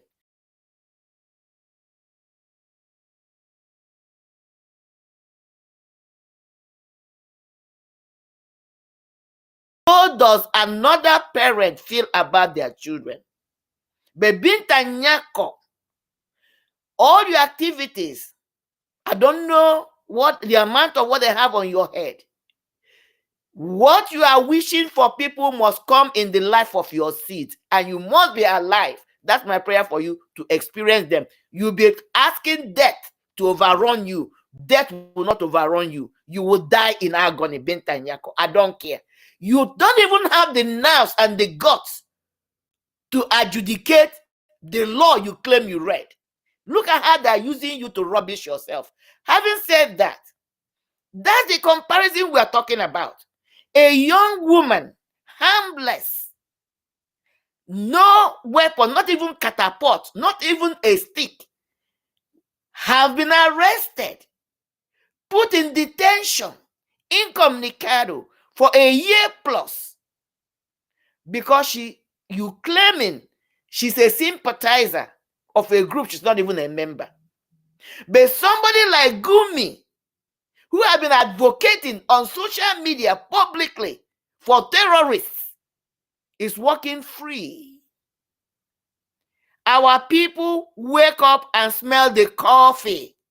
You're hated. There is nothing you can do, even as we continue to spill our blood, that will make them to care or love you and want you. It brings me to the argument. You don't like us. We are this, we are that, we are nasty, we are nyamiri, we are unbelievers, we are infidels, whatever names you call us. Why do you still want to keep us? Why will you be keeping something you don't like? Why? Let us go. You don't want us. We got it. I'm talking to Nigeria. Then let us go. You don't want us to go. You don't want to keep us. We must go. But again, I'm talking to our people.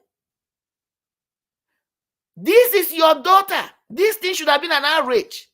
I never had our so-called elite. This girl has somebody that represents her community in that society called Nigeria, in that contraction, in that government. Somebody came out there as a senator. Somebody came out there as a member of House of Assembly. They're supposed to represent your interest because they're asking you for your votes. But I've never had anybody that came out and said, my daughter, somebody from my constituency is missing. I'm looking for her. They are busy whining and dining with your destroyers and your killers. Our people, wake up. Wake up. You said people, you go and vote. You people that believe in voting, for them to represent your interest. For them to make sure that your welfare and your being is protected. Your human rights are protected. Tomorrow you go and line up and vote. I'm not asking you to vote or not to vote. But I want you to think. Where are these political leaders from Idara Gold's constituency? Where are they? They're not even in this conference. They never look for her. They will not look for her. They will not speak because they don't give a hoot. All they care is for themselves. And all of them in general. People, if you must so-called line up, leave everything you're doing, get your PVC, and some of you are going to be killed in 2023 because of this election. You're going to spill your blood for something that will not benefit you. You don't even have the strength to ask them, what are they going there to do for you? And those who have been there for years, you can't even ask them, what have you done for me? Look at the Nigerian economy. Look at the communities being disseminated. Nobody cares. Nobody says anything. You're lumping everything on IPOB. And yet, you don't want to be there to support. Because if the whole southern region will rise up in one accord, who are the Fulanis? Who are they? That's the argument. But they don't want to join and get their liberation and their total freedom. But when Nigeria happens to them, they start crying foul, just like Mwike. Just like David Umahi has gone underground. Shame is not allowing him to raise his head.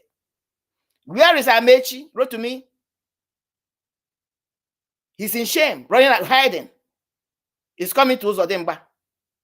When are we going to get ourselves together? Especially those in the one that is breaking my head, that when you try to talk to those in that contraction, some of them, they don't get it.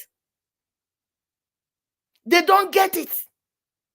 That's another point I'm going to make. When I hear people talk about love Onyendu, love Onyendu, love Onyendu, yes, we love him. But you're not joining IPOB. You should not join IPOB. You should not support this movement because you love Onyendu alone. It's for you. It's for me. It has nothing to do with the love you have for him because he's doing it for you and I. It's not about him. Ada, it's like you are taking me back to something that I also want to talk about. You know, like what you just said now. You said we love Onyendu, but you don't have to love Onyendu because he's fighting for Biafra. To love Onyendu alone. You have to also love Onyendu and love the movement of Biafran people. Like sometimes now when you go to some part of people in the leadership, some of them, you know, like somebody like Madam Finance, she will be saying that my royalty only lie on Onyendu. This is it. Yeah, I don't care about any other person. And sometimes when I'm looking to all these things, I begin to ask myself, so does it mean that if Onyendu were killed in Kenya, now you are not going to listen to this? Can you imagine the chaos would have been in, and that was their ultimate goal? But the argument I'm making is that they make it look like they're doing Onyendu a favor. That's where I'm going. That the actualization or restoration of Biafra, they are doing him a favor. That's how they come in. I love Onyendu. I'm doing this because of Onyendu. No. It's for you and me, for our generation. Let them remove that nonsense. Anytime I hear it, I ask the question: if you get in Biafra, is Mazi going to carry Biafra? Is Biafra his personal estate? It's for all of us. Yes, it's okay to love him because he's the one that God gave the vision and he's came out to carry the mission. The bold about it, going through all the torture. We love him for that. But the restoration of Biafra is something we should see as my personal project that is going to benefit. It's not that it has nothing to do with him.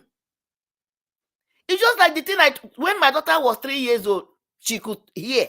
I started telling her, listen, you're not going to school for me.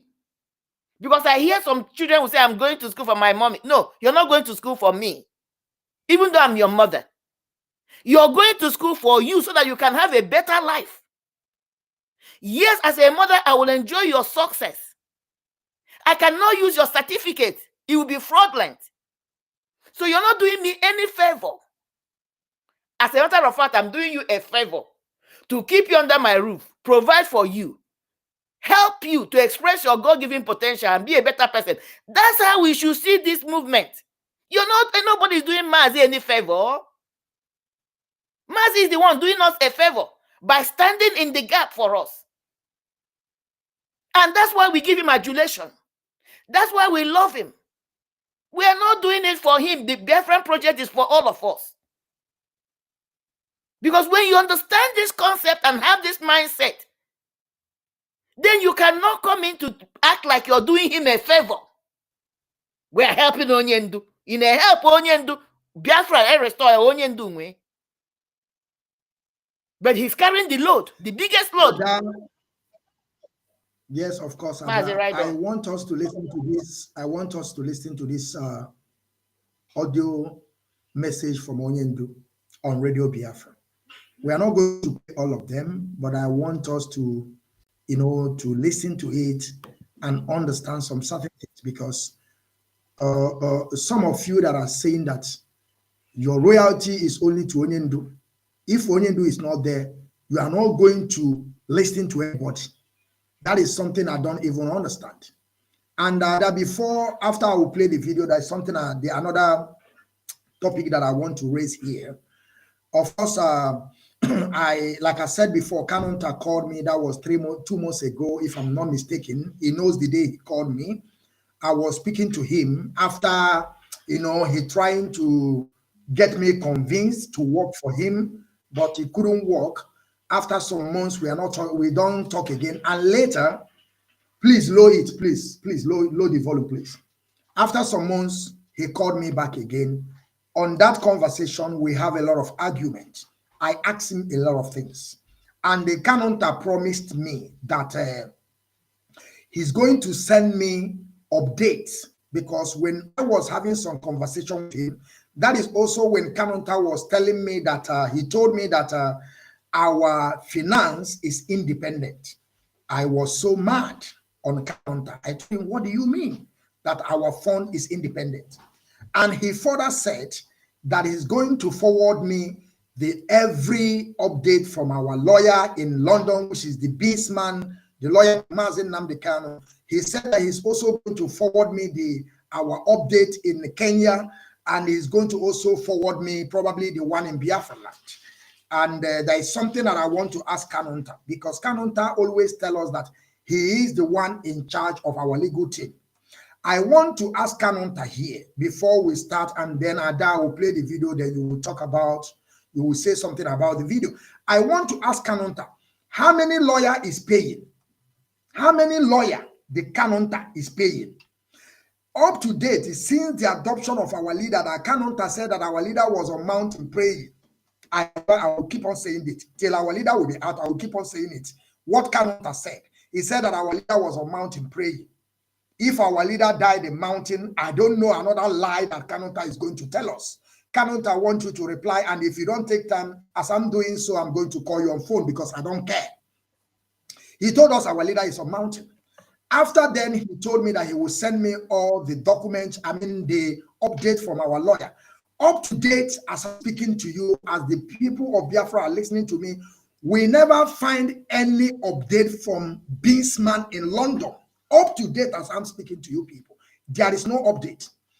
The lawyers in Kenya, up to date, as I'm speaking to you all, there is no update.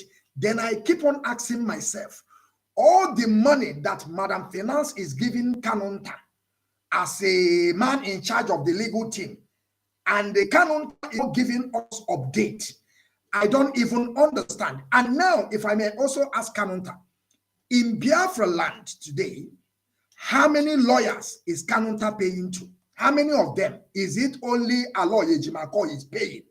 Because I want to ask Kanu, is he paying Sam Mike or Sakome? Is he paying Barrister Ifeanyi Ejiofor? Because Kanu will come and begin to put himself in a position that nobody gives him the position, because he feels like he's a Mazi Nnamdi Kanu brother, which we have taken to the bank and we have catch up. I have come another one again. I told them, I challenge Kanu. The death of Eze Israel and Lolo Israel, him and Emmanuel Kanu, who first put sound into system, who that show you that real Mazi Kanu blood brother. And I'm asking Kanu, challenging him, how many persons, how many lawyers is paying in Biafra land? And again, that is something I want to say before we play the video. Please, I want you to give me just a few minutes so that I can be able to finish what I'm saying, so that our people will also understand what I'm talking about, because I'm coming with a point. So I want to ask Kanu, because when you see this man called Master Prophet here in Germany, I have told them I am their last bus stop. When Barrister Lawyer won a case in Omuahia, we posted it. We congratulate him. We praise him. We say he have got a job well done. Now, Barrister Ifeanyi Ejiofor and the Sam Mike Osakome won a case in Abuja court. And now, instead of this Kanu to come out and praise those people that won the case, now is referring the case to Aloye Jimako. I want to ask Kanu, the case that they won in Abuja against the adoption of our leader, is it Aloye Jimako is the one that won the case, or Barrister Aloye Ejiofor and Sam Osakome? You will see Master Prophet yapping every single day. He will say, Ikenga do this, Ikenga do that. Ikenga will speak, he will turn the focus of Ikenga, he will make upside down. Of course, Ikenga, I want you to know that everything that he's saying, don't even listen to him. He can fabricate, he can concoct, he can say anything that he wants to say. If you say B, Master Prophet will say Ikenga say BA. If you call black, Master Prophet will say Ikenga call blue black. If Ikenga call white, Master Prophet will say that Ikenga call off white. But I want to tell you, my brother, my comrade Ikenga, don't even listen to him. Don't even mind him. But now, let us listen to this video, and I hope you heard everything that I just said from my mouth now. But now let us play this video, and you will listen to what our leader said. Sure. and then we will take over the mic. Sure. Your name and where you're calling from, please. Oh, good morning, my leader. Good morning. My name is Adeola. Adeola, yes. Yes, I'm calling from Dublin. From Dublin. Thank you very, very much. Yes. Adeola, yes. I am not your leader. Before your people will start complaining that I'm taking over your land, please. You are Adeola. You're Oduduwa, is that correct? Yes, I am Oduduwa. Oh, please, your leaders are your leaders are the very great man that I respect very much. Paya Debanjo, Akintoye, what's it called again? The Alafin of Oyo, the Oni of Ife, Iba, Gani Adams, and all the rest of them, please. You and I are brothers. They are your leaders, please. Before they say I'm encroaching into Oduduwa territory, which I'm not, of course. You are my brother. Please go ahead. Thank you, sir. Well, I've been following you since 2014. Are you serious? And yes. You're a man following me since 2014. Why not? Yes. Have you ever been upset with me to stop following me? Yeah, well, in the past, I can assure you, sir. I wasn't in good relationship with the Igbo people. Not from my end. I can remember when I was going to the university, an Igbo person helped me with my admission. I'm not hearing. You know, let me. The technical director, is the video coming out? Technical director, are you there? Is the video coming out? Okay, everything is going out well, Ada. Let us continue. Okay, Ada, what I will tell you is for you to close your phone and reopen it again. Maybe it will. I'm using my laptop. The relationship wasn't there, but since 2014, when I started following you, I was like, no. You know, somebody that stands with the truth, somebody that knows the truth, that believes in the truth. You liberated me. That's why I called you my leader, because all these people you mentioned don't liberate me. You liberated me. You opened my eyes to a lot of things. So that is why I called you my leader. Can you speak Yoruba? Yes, of course, I'm a Yoruba person. Speak Yoruba, let me see. Say what you have just said now. Say it in Yoruba language, let me see.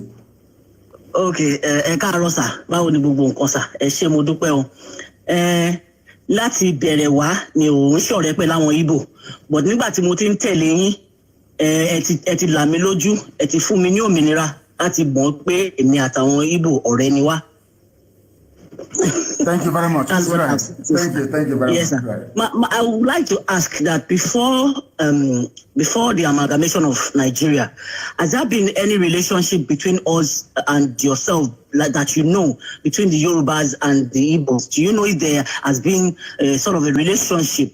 Because I know that a lot of people are saying that even with the Benin, then some of the Yoruba part and all of us, we've been together and all of that. But before now, I don't know about it, but you know that if there's a relationship between us in maybe 1914 and all of that, you know, before the coming of Nigeria, are you aware of any relationship between us? What I do know is that, as I said many times before, there was a traditional ruler, the traditional ruler of the kingdom of Omo Opara in my land. Yeah.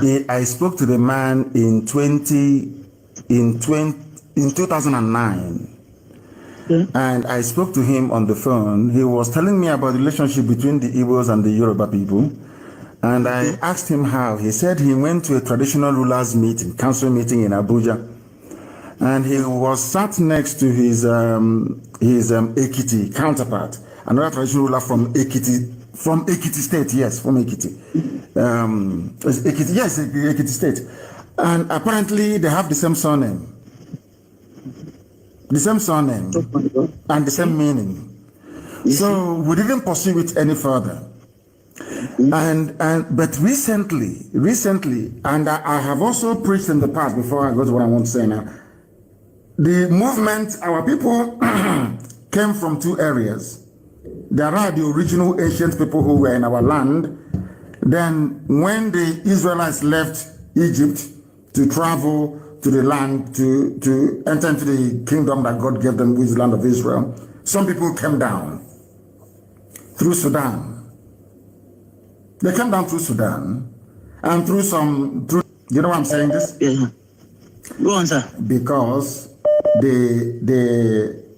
all the obese we have in Abo. and all the rest of them, all the way to the Oba of Benin.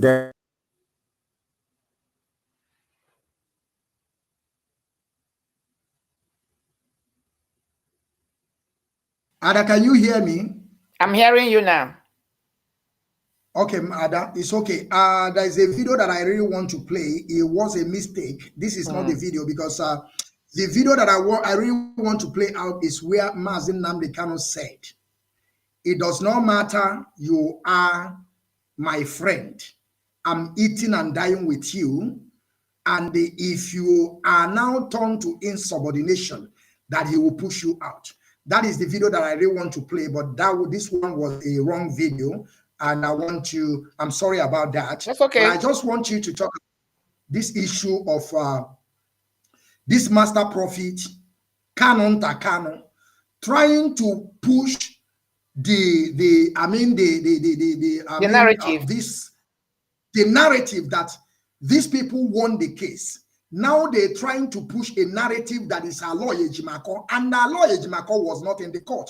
I keep on telling my people, I don't know why Kanonta and this idiot here in Germany that is not working, that they are paying salary. Look at Adara Gold now in court of Abuja suffering. Why some people are here in Germany collecting salary? I have said it down with that number. The salary that these people are collecting, do you know that you can use it to pay almost 20 widows every month? 20 widows, you are going to be paying them salary. One person here calling herself Madam Finance is holding the money, packaging the money, just using the money to do whatever she wants to do with. Giving our money to Kanonta, even though the DOS head of directorate of state don't know how to have, but Kanonta, there is nobody. Kanonta that has no position, is not occupying any position, is the one know how much the indigenous people of Biafra have in account. I have said it. Dr. Donald said it, and I have taken it to bank. Believe you me, I have confirmed it. Kanonta is not a blood brother to Mazi Nnamdi Kanu. Ada, what do you have to say? This thing, the narrative they are pushing, try to sideline Barrister Ifeanyi Ejiofor and Sam Osakome. And I keep on asking Kanonta, how many people, those lawyers that you say that you are in charge of the legal team, who and who are you paying? Who and who are you paying? If you ever pay Barrister Ifeanyi Ejiofor, come and tell us you have paid him. If you ever pay to Sam Osakome, come and tell us that you pay these people. Come and tell us the people that you're paying, and you must bring the update from these people. Not just come out and begin to yap every single day and begin to talk all sort of rubbish from his mouth. Kanonta, I'm talking to you, and you are not going to do anything to go. And I want you to take over, please. This is how I'm going to approach these matters.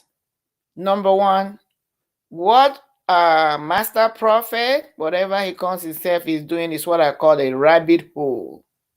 We are not going to follow him in that rabbit hole because, first of all, he's not a registered member of IPOB. So as far as I'm concerned, my person is concerned, whatever he's saying are a wash. Even though I understand that this is my own belief, my own theory, that Nene and Kanu Takano are using him as a mouthpiece. But as far as I'm concerned, it doesn't carry weight because he cannot represent an entity he's not part of. So let me push him aside and focus on those who claim to be part of IPOB, but they are using themselves to try to destroy the structure Mazi left behind or set up.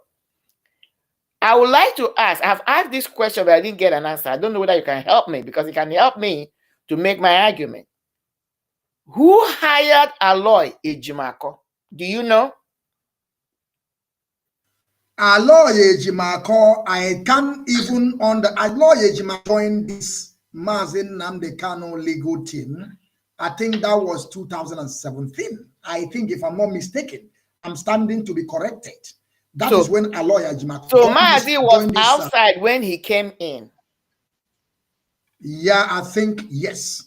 But I don't know who really put him. The technical director, I don't know if you have an idea. But the point that if Mazi was outside when Aloy came in, Aloy is hired or was hired by IPOB. Yes, he was hired. He was hired.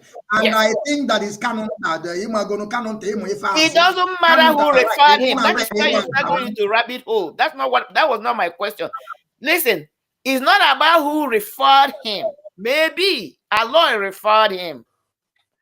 But if Mazi hired him, that means he was hired when Mazi was out. He was hired under the structure of IPOB. That's the argument. Of course. Okay. Of course. So let's move forward. Yeah, of course. That was important to me. The way it is. Yeah, that is important to me. You're right. It doesn't matter who. That is where our people make a mistake. Even in our relationships, somebody will introduce you to somebody, and for some reason, because they introduce you to that relationship, they want to control what happens there. It's a messed up mindset. Because you refer somebody does not give you a legitimate right to control what happens in that relationship, whether it is business or personal. Once you do the introduction, your job is over. You cannot come in on a professional level. You can still maintain your relationship with the individual on a personal level, but not when it comes to professionalism. That's what Kanunta is trying to do. That was why I asked the question. The next question I'll ask is that, who is paying Aloy Ejimako? Who is paying? Okay, according to Kanunta, Kanunta told me, because everything I'm saying is the discussion that I have with this one and Zama Kanunta na Zama, and I cannot lie about it. Kanunta said that he's the one in charge. No. That's not the argument. My brother, wait. They use words to mess up, because this is where even Nigerian journalists are missing it. When you ask somebody a question, they must answer the question. They don't. When you give me ambiguous word, I want to narrow it down because I want to understand you, and then I'll give you a follow-up question. That he's in charge is a different argument. My argument is, who is physically bringing out the money to pay Aloy Ejimako? That's an argument. It's Kanunta. Okay, so what kind of job is he doing? How he's getting the money to pay him? You see where I'm going? Okay. So because I know that's why I said so Kanunta have found a separate landing. Kanunta have found a separate. Listen to where I'm going. I know why I asked the question. I wish I can. If I'm the one that interviewing him, asking the question, when I understand, I will answer you. I know the question is not really for you. The question is not really for you, but I'm using you this discussion to ask Kanunta question. Kanunta and Nenayanya are the people I'm really asking this question. If Kanunta, so I'm not expecting you to answer me yes or no, because you don't know the question. I know you don't have the answers because you are not there. Yes. You don't know what's going on. But my argument to Kanunta is this: if Kanunta is trying to present that he is the one making the payment, he has to show us how he's making the money.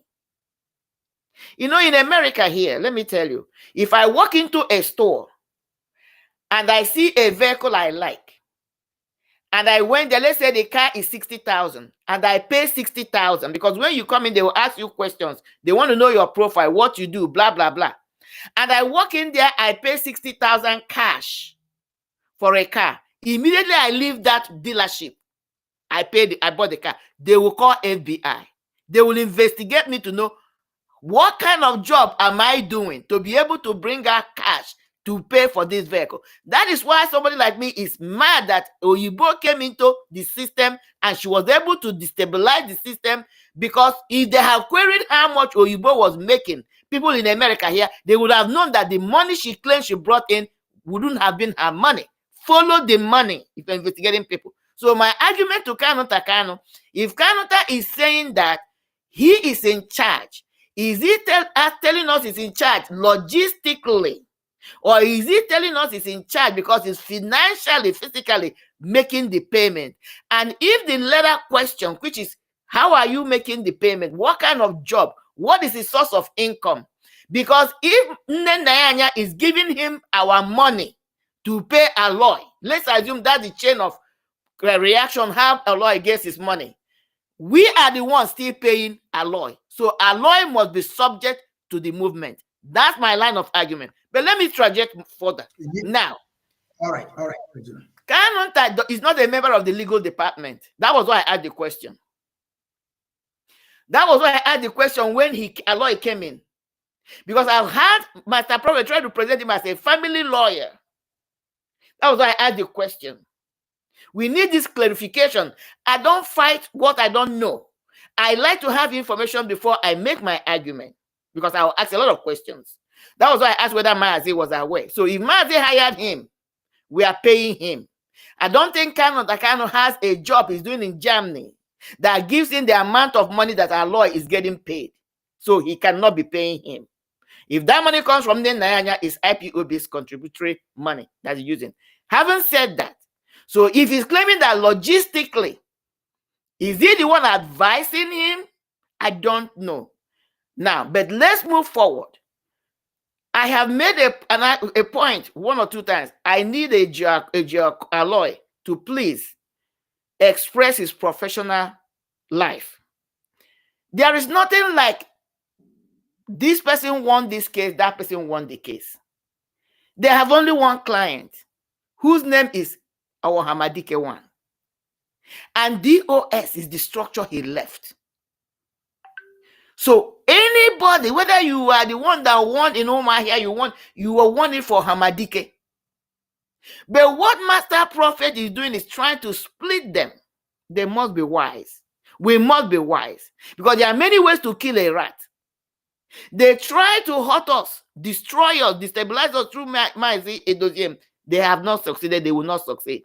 Nene came through her finances by withholding finances. We went after her. This time now they want to use our lawyers. I am advising them. I'm suggesting to them to be wise. This thing is not about ego. It doesn't matter who won whatever case. In totality, the whole case is for my Kanunta can never be wise because he's an idiot. But let me go to the question, the thing you touched about. Why I will keep on saying what I'm saying? Because Kanunta is supposed to put this idiot here in Germany called Master Prophet. He's supposed to shame him down. He cannot. And I will tell you why. He cannot. Media begin to yap and talk also, causing division. Let me tell you. And nobody speaks. Let me tell you. I made this argument before. Maybe nobody heard me. This is my own perspective, my own theory. Again, I'm a terrorist by nature. Now, the thing Kanunta is chasing is beyond IPOB leadership. He's trying to use IPOB leadership, if he can succeed, to get to his final destination. When he raised that opinion that Mazi, or he answered them that Mazi was praying on the mountain, he was trying to use the story of Joseph when his brother sold him, and they went back to Jacob and said the wild animal killed your son with a stained blood. That was where he got his inspiration. And the other, please, no verse we are discussing, even though there's something that even though Kanunta don't even understand. If it's like Mazi Nnamdi Kanu died in Kenya or in that mountain, there is no how on this planet Earth that Kanunta will take over Mazi Nnamdi Kanu. Mazi Nnamdi Kanu have a son to take over the kingship of his father. My brother. Mazi Nnamdi Kanu have a son. My brother. They don't even understand that. My brother, you are speaking because you're rational. You are speaking like this because you have no criminal mind. Why am I going to ask? Why am I saying this? Do you really think that a criminal, when they are planning their crime, that somewhere in their mind, they never thought about being caught? They know what they're about to commit is a crime against the society. But somewhere in their mind, they're telling them they're smart enough to go and carry the act and get away with it. That's why they will go ahead to carry the act. Kanunta may know, but he will try his luck. That's the argument. That's the argument. Because for him to tell you that the brother was praying in the mountain, he was setting us up If they had succeeded in killing Mazi, the argument would have been that either the terrorists, because we know that Kenya has a lot of terrorists there, the terrorists found him and killed him, or armed robbers, or criminals, or even wild animal. That would have been a very good alibi. So you ask yourself, why would he set up this kind of argument? Because he has an ulterior motive. Kanu is not known, is not popular, but he wants to be in the shoes of Mazi. So that was why immediately this thing happened. First of all, he tried to come in a settled way, like he was supporting DOS, trying to wove himself in, project himself in that status. If he has succeeded, because as he was doing it, coming out in the public, acting like he was in support of DOS, oh, everything DOS says goes. Behind, he was doing dangerous campaign against DOS. That's the thing. And again, Ada, I'm sorry, because what we are doing now is a very, very, issue that we have to talk about. And do you know one thing about this Kanu? He keep on going to every media warrior that he knows that these people, they are not paying them. But the way they are working like people they are paying. That is the reason why some people, is very, very hard when you tell people they are not paying me. Nobody wants to accept that. And nobody is going to believe that. And I don't want them to believe it, that they are not paying me. I have said it out with that number, but there is no how people will believe that they are not paying me. Kanu will be there. He have went to Ikenga. He have went to Metusela. He have came to me. First of all, he will be telling you the leadership supposed to know better where Mazi Nnamdi Kanu is. Why he is the one that communicating with Onyendu, know where Onyendu is. At the end, he said the leadership supposed to know better. When they have sidelined the membership of Onyendu to order infiltrators to go and kill Onyendu. I hope you are getting my point. Yes. Continue, Adam. That's what I'm saying. When he went on Ikenga's platform for that interview, that was supposed to be his shining moment. But I watched him like a hawk. I knew he was deceptive. He made a statement that he will never go against DOS. He will never go against the leadership. People should pay attention. That even if they are doing anything wrong, he will tap them on the shoulder behind clothes and say, brother, come back. He presented himself. People fall in love with him, some people. But meanwhile, as he was doing that, he was walking behind closed doors, campaigning against the same DOS is telling you, I will not go against. That deception, that's what I'm calling out. He wanted people to see him as a different, but meanwhile, he was behind working with Simon Epa and nailing them. These are statements of fact. Now, you talked about the authentic. Yeah. You talked about whether they hired lawyers in London or Bismarck or whatever you call them and Kenya. Let me make this argument. I'm going to ask the same question. Is he coming out to say he hired these people as a family lawyer or family lawyers? Is that the argument? No, the argument is this. According to Kanu, what he told me, of course, Mazi Nnamdi Kanu have been using Binsman as his own lawyer. Okay? And the adoption of our leader, now the Binsman step in. Through the Binsman too, according to Kanu, this man is also the man that appointed a lawyer or a representative in Kenya. So they are working hand to hand with Binsman and the lawyers in Kenya. What I'm saying is according to what Kanu said. I never see any update. I don't know if it's true. I don't know, but this is what he just said. And up to date, there is no update from. Listen to me, my brother. There's a reason I asked the question. There's a reason why I asked the question, because I like where we are now, because there's a lot of mumbo jumbo going on the social media. People don't get clarity. That's why I'm asking this question, because this question, I believe, if I'm right, majority of the people will like to ask the same question I'm asking. Now, the clarities you're bringing in is making me to understand that Bismarck, Bintaman, whatever they are called, these people were already working with Onyendu before Onyendu was apprehended. So these people are supposed to be working. Yes. It's important we establish that. Okay? Yes. Okay. Now, yes.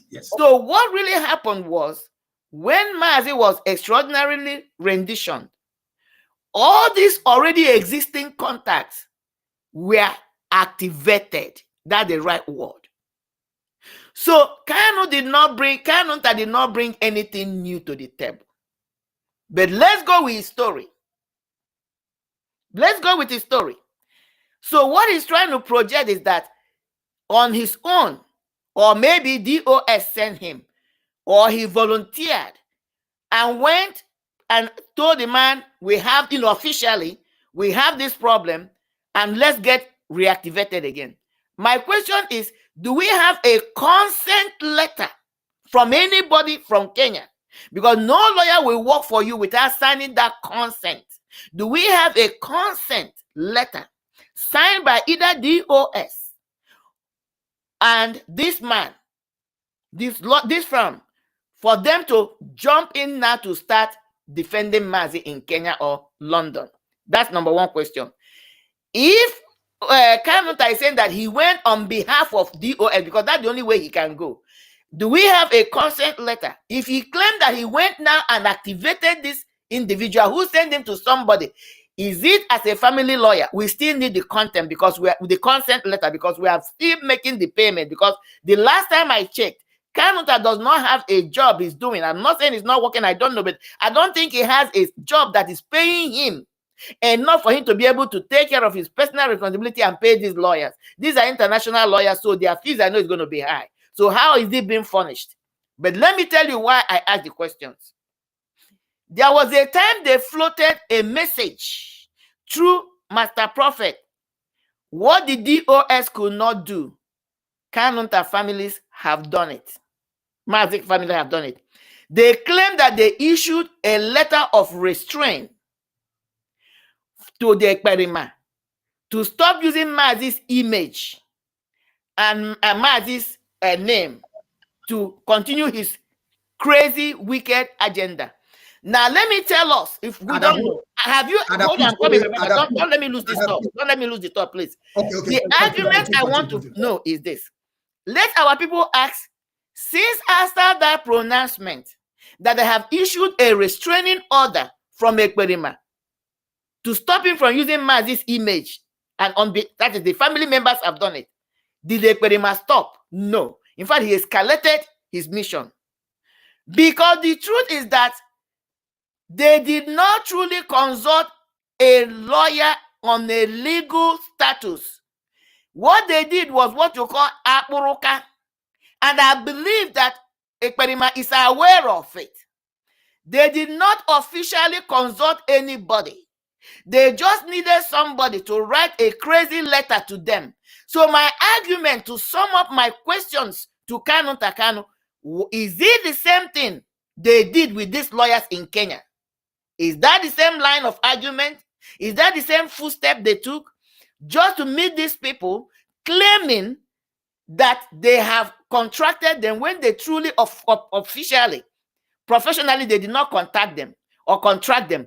Because all they try to do is to use these people, whether it is this person they claim, they issue them the draft letter they claim they sent to Ekperima.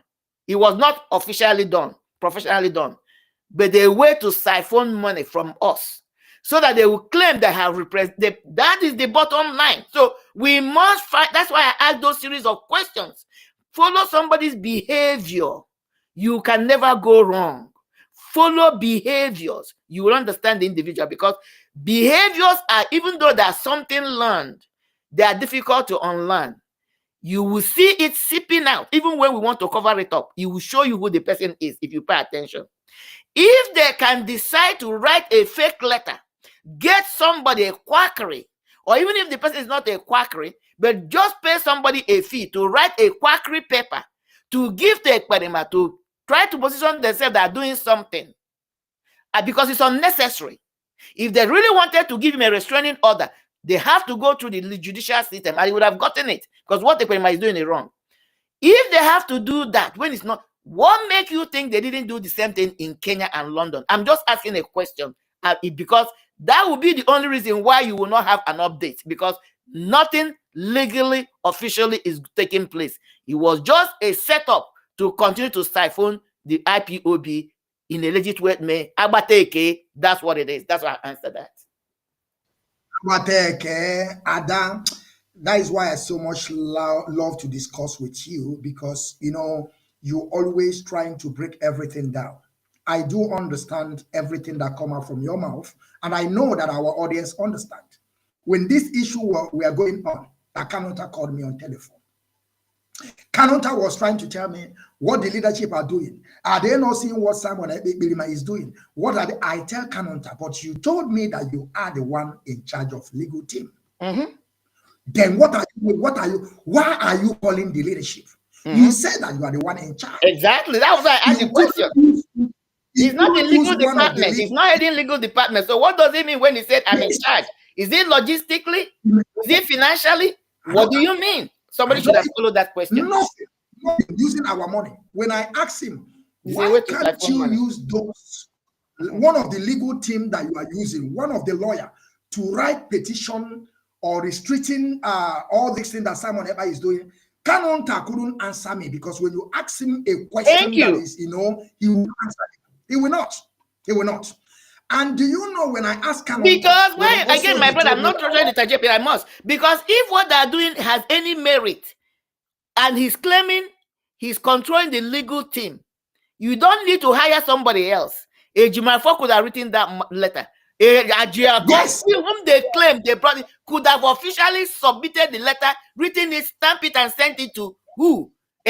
You don't need to fish out for somebody else to come and write for you if you're in control of the legal team. Do you know how many lawyers we have? The one that just got interviewed today on behalf of Idara Gold is one of our lawyers.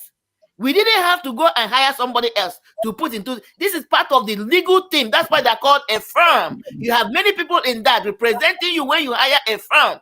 That's the difference hiring a law firm or hire an individual lawyer or attorney. There's huge difference, because when you go and consult with a firm, you have series of lawyers of different specialties in that firm so that they work for you. So if Kanu Takano is claiming he's in charge of the legal logistics that's going on, they didn't have to go and start soliciting for somebody to write a paper, a mail paper, to stop Ekperima or give him a warning.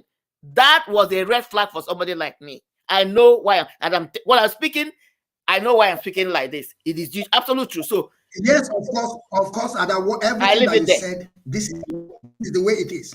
And even though when I asked Kanunta, you said that you are the one in charge of legal team. Kanunta, the money you are using, where did you find that money? Kanunta cannot answer the question. He did not. He did not answer me. When you are telling me that our money is independent, I asked Kanunta, is it the money we are contributing, or you have your own personal money to support this struggle? He did not answer. Thank you. He did not. Up to date, he never answered me that question. He didn't put out.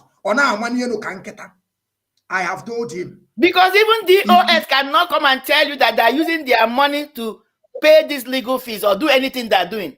DOS cannot even, as a body, they cannot use the language. It is our money, their money. Mazi Okechukwu cannot even say that. It is IPOB's money, not DOS money, not Mazi Okechukwu. Then Kanunta is telling you it is my money. No, IPOB money belongs to IPOB money, because people that are registered under IPOB are contributing to this, and they are subject to account to us. The independence of the finance is bullshit and cannot stand in anywhere. Whether she likes it or not, she's subjected and under the leadership of Mazi Okechukwu, whether she likes it or not. Her department is under the leadership of Okechukwu. That is why she's a departmental head. She's not the overall head. She's subjected whether she likes it or not. Period. Mazi Okechukwu is above Adnenayanya, and the Madam Finance must listen to him. But of course, they have said it out with. It's not just listening. She must be she's subjected, not just listening. Subjected. That is, she must carry out every edict from Mazi Okechukwu. It's not about listening, because you can listen to somebody and you refuse to do it. She will listen and she must comply. That's what I mean by subjection. Maz, Ada, you're right, but you know, it's other way around. That is why I'm saying that you will see Madam Finance on Radio Biafra begin to tell you that my royalty is only to Mazi Nnamdi Kanu. Other people, they should go to hell. Now you understand the body language of that woman. I don't know why are they thinking to that... me. I hear her, but what I'm trying to say that when I use the word subjected, I know what I'm saying. She must be made to comply. It's a must. That's what I'm saying. Whatever she can say, whatever she wants to say. She must be compelled to do it. It's a must. I agree with you, but today they are all in subordination to the struggle. They don't want to listen. They don't want to, even though they don't want to do what they tell them to do. Of course, we know them. That is why you see me. I will keep on saying this because I know they will think that our leader is coming out. That a lot of people that are talking about this issue, they will go inside because our leader is coming out. Not for Biafran child. Not for me. Anybody else can do that. But for me, I will keep on hammering this. Even though if Onyendu come out, if Onyendu join us, till Onyendu will tell me to stop. I will keep on telling Onyendu. Kanonta said that you were in mountain praying. Even though the day you were in the court of Abuja, they tie you with chain and cover your face, Kanonta still said that you are on mountain while you are already in the zoo. Well, I want you to go and ask Kanonta. Ask Kanonta, the video is there. Isn't that amazing that people that even including this, our young daughter that was showcased today, that there are people that are staking their lives in this struggle, staking their life, at least for the release of Mazi Nnamdi, are people that are not really bloodly related to him. Isn't that amazing? Isn't that amazing? So why am I making this statement? Why I'm making the statement? Because I don't know the man. But what I'm making the statement is this. One of the qualities or the spirit that is infused in this man is called the spirit of equity, fairness, and justice. That is why I speak the way I speak. I will really, really be shocked if Mazi will come out and condemn this foolishness of Kanu Takano and Nene. I will be shocked. Because the spirit in that man, one of them is fairness and equity, and that's one of his mantras. So that is why thank you. We have a brother here. I've been waiting, even though he called me yesterday. Sure. My brother, please. I'm sorry that I never. We are discussing very important, and I've forgotten to call you, Mazi. Please, I want you to take over the floor. At least use 5 minutes to 6 minutes, please, and be brief. Thank you very much, Mazi. The general, I am a very patient human being. I understand everybody's feelings. That is why I love you. That is why I love you. Yes, you don't need to apologize. I am not angry. Never gonna be angry for you guys. Never. I'm not that type of person. Thank you very much, my brother. I was supposed to be on this program with our sister Marien Haider. Yes, you're supposed to.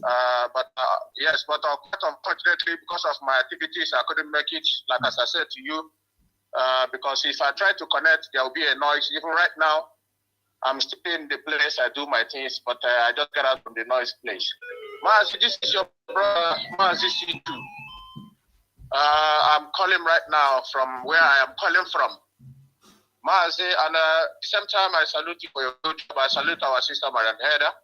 God bless you. Mazi, believe you me, my heart is bleeding. Mazi, my heart is bleeding. You know, I just, there's a lot of things I want to say, but I can't, believe you me, to go to my witness, my heart is bleeding. My heart is bleeding. Seriously bleeding. You know why? When I look at our people that died, when I look at the type of things that happened to our people, when I look at what our people are passing through, when I look at all the whole insults, when I look at all the whole things, Mazi have let us to understand. When I look at this girl, this our sister that I got that comes out today. Yes. When I keep looking at her, when I keep looking at her, and keep listening to what you people are discussing, talking about this Kanu Takano. Believe you me, I just asked you what is the essence of living? What is the essence of living? That is what I was asking myself. because my heart is bleeding. People that are supposed to know, people like Kanu, they're supposed to know. They're supposed to know. But he didn't know. Kanu have seen the picture of a Dara goat, a young lady that have her half feature in her hands. She was being put in detention, even adopted and taken away, far away from her father's land to Niger State and put in military dungeon. That is why they put a young lady. And do you think American government did see all these things? They see all these things. They see. They know. See, they have their satellite. They have their agent in Biafra land. CIA in Biafra land. They are in the zoo everywhere. They saw all these things. There is thing that caught my eyes. Mazi Okechukwu said, "Please, Biafrans, I am one of those people. If you say let us die tomorrow, I say now. We should stop using American flag to go protest and Israeli flag. You know me? Nothing. I will speak it in English. We should stop using American and Israeli I'm flag telling you, to go on protest. they are not helping us. Let's forget about all these things. Even though the Israel people are those that sold our satellite in Israel, are they not the people? Continue. Continue. Believe you me, Mazi Nnamdi went for. There's some, that is why when I see our people, they cannot articulate one or two things. It pains me. Our people knows that they say we have connection. The reason why Mazi went to lead is to assist us. But they never assist us for one thing. They never assist us. So, Biafrans, if we're going to any protest, you see, is it not a very, very shameful thing that Gabon that lifted our children, Tanzanians, Africans, we can't even carry their flags. Even though I think Haiti is a part of them also. Yeah, Haiti is part of them. We can't even make proud of these people and say thank you. Remember them. Thank you for what you have done for us. Thank you that you save our lives. We don't even remember those people. We take Israeli and America. Bullshit as far as I'm concerned. But he said the the destruction of Biafra is the last breath, and that's what I believe. That is why I pray every day. I pray for this nuclear war. This nuclear war that they are pushing themselves. I pray for it morning and night. It's going to solve a lot of problems. Believe me. He has to solve a lot of problems for us. You see this nuclear war they are pushing to go make it rain. Mazi, like as I said, I will leave everything to Mazi join us because you see Kanu, believe you me. You see, we shouldn't be. There's some things we shouldn't have even be saying in social media.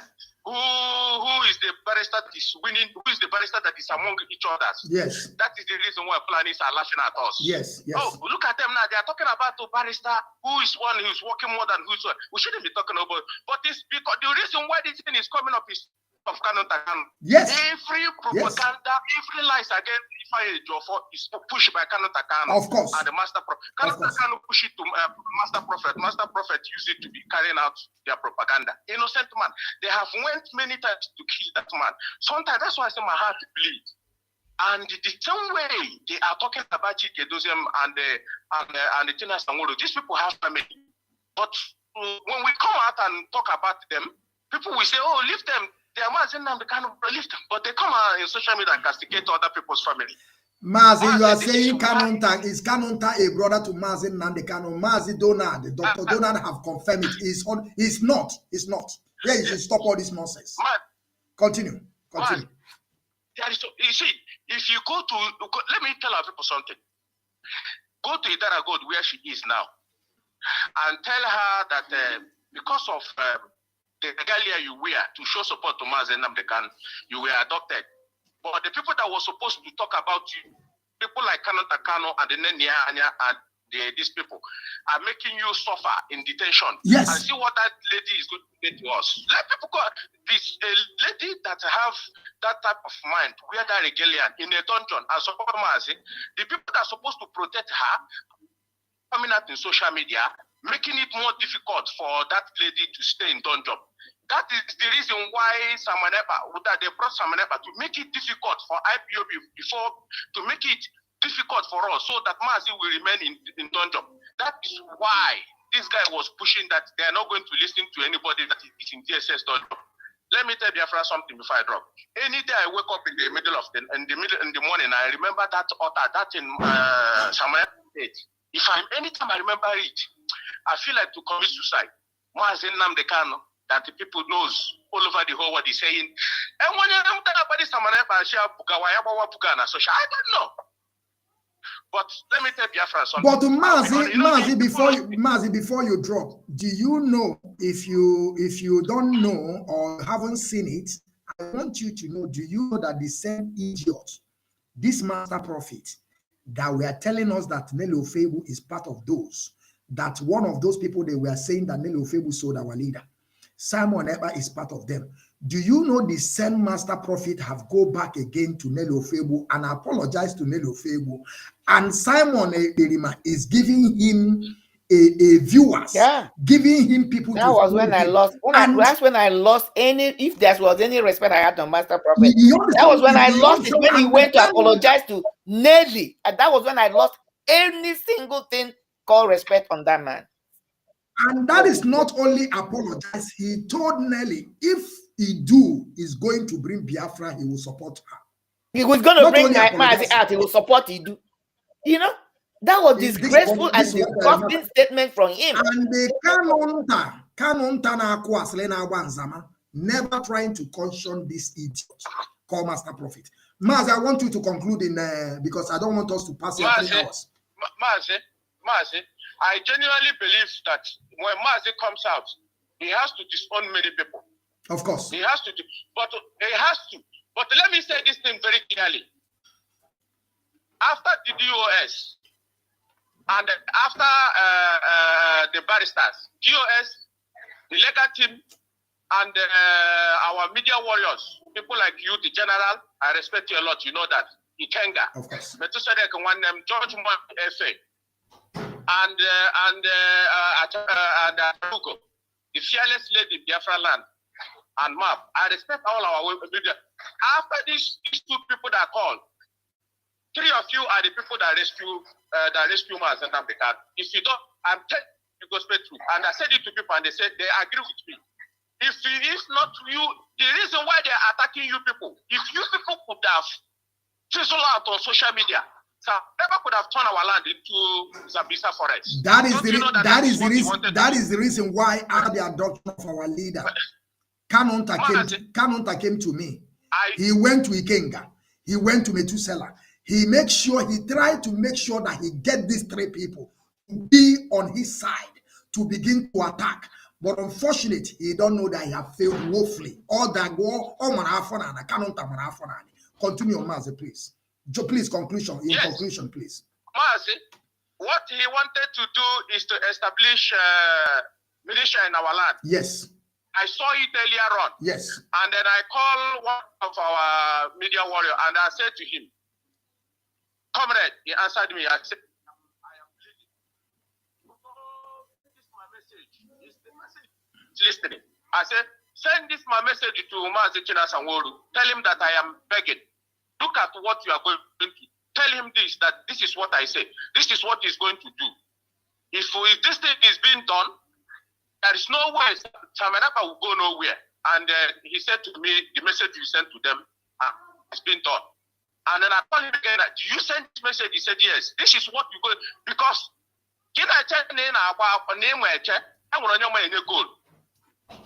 if you think you know how to keep, there is somebody that knows how to score. We know exactly what Samanepa trying to come do in Biafra land. And Ndibo, let me put it this in Ndibo now.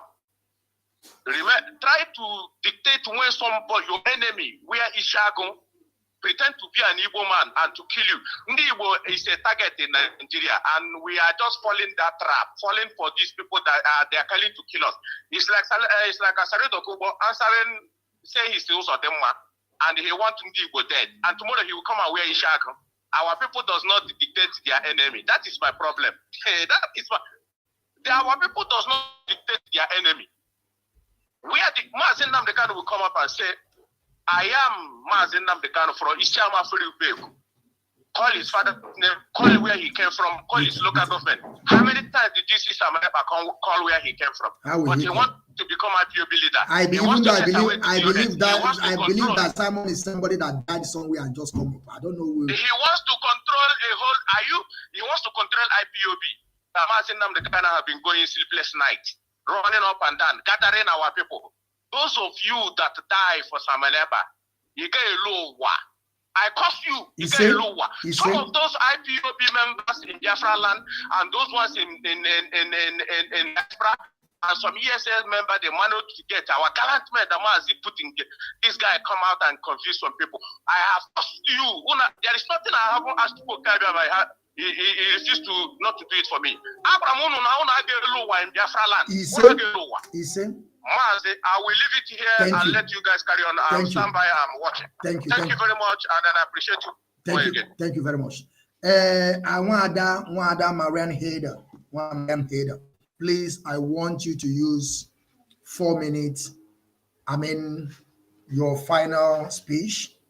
As also use the same medium to, give our people the word of encouragement. I just want you to use your minute because I don't want us to get here more than 3 hours, Yeah. The mic is over to you, please. Yeah, quickly. I hear people talk about we don't know whether to say Ekperima is a spirit. When I hear it, it makes me angry. He's not worthy to be a spirit. Okay? If this man ever dies, I believe in reincarnation of the spirit. If this guy will ever reincarnate, he's going to be a cockroach so that he can be eaten by some another animals. He's not worthy. He's not worthy. His soul is not even worthy to have any rest. So the spirit in him can never manifest again. So he's a finished human being, both in spirit and life. So let me move on. Now I'm looking at my phone and I'm seeing a breaking news. He's going to go into what we've been saying. Because I stated earlier on when you asked me about what Malami is doing, I said, listen, God is not finished with Nigeria. Nigeria will destroy herself from inside out. As they continue to hold Mazi, my spiritual mind is telling me, God is not done with Nigeria. Nigeria will destroy herself because what is happening, a lot of people know the truth. They know the injustice that have been meted against the Igbo man, the Biafran people. But let us go, no. They have used our cousins, our nieces, our nephews, what I mean by that, our coastal region brethren, to try to break us apart and divide us. Make them look at us, their own bloodline, as their enemy. You will hear somebody like this Ezio here, the creek in the pig in the creek, or pig in the creek, or creek in the pig, whatever his name is, however they address him. Forget that he's part of us. Whatever comes goes. Yeah, whichever comes first, I don't really care. So, but they have allowed themselves to be used to see us as their enemy. When we are not their enemy, we are one. And that's what we should be. And that is because that is why this alert that Mazi, God raised through Mazi, they are not hearing it. Look at what is happening now. Breaking news. Riot ongoing in Alaba International Market right now as traders clashes with Agberu. The majority of the people there, right? I'm looking at the picture. Is huge. Majority of the people that are doing this, and some people are going to die today.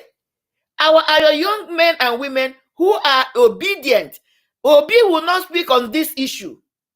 Obi will turn a blind eye on what is going on now.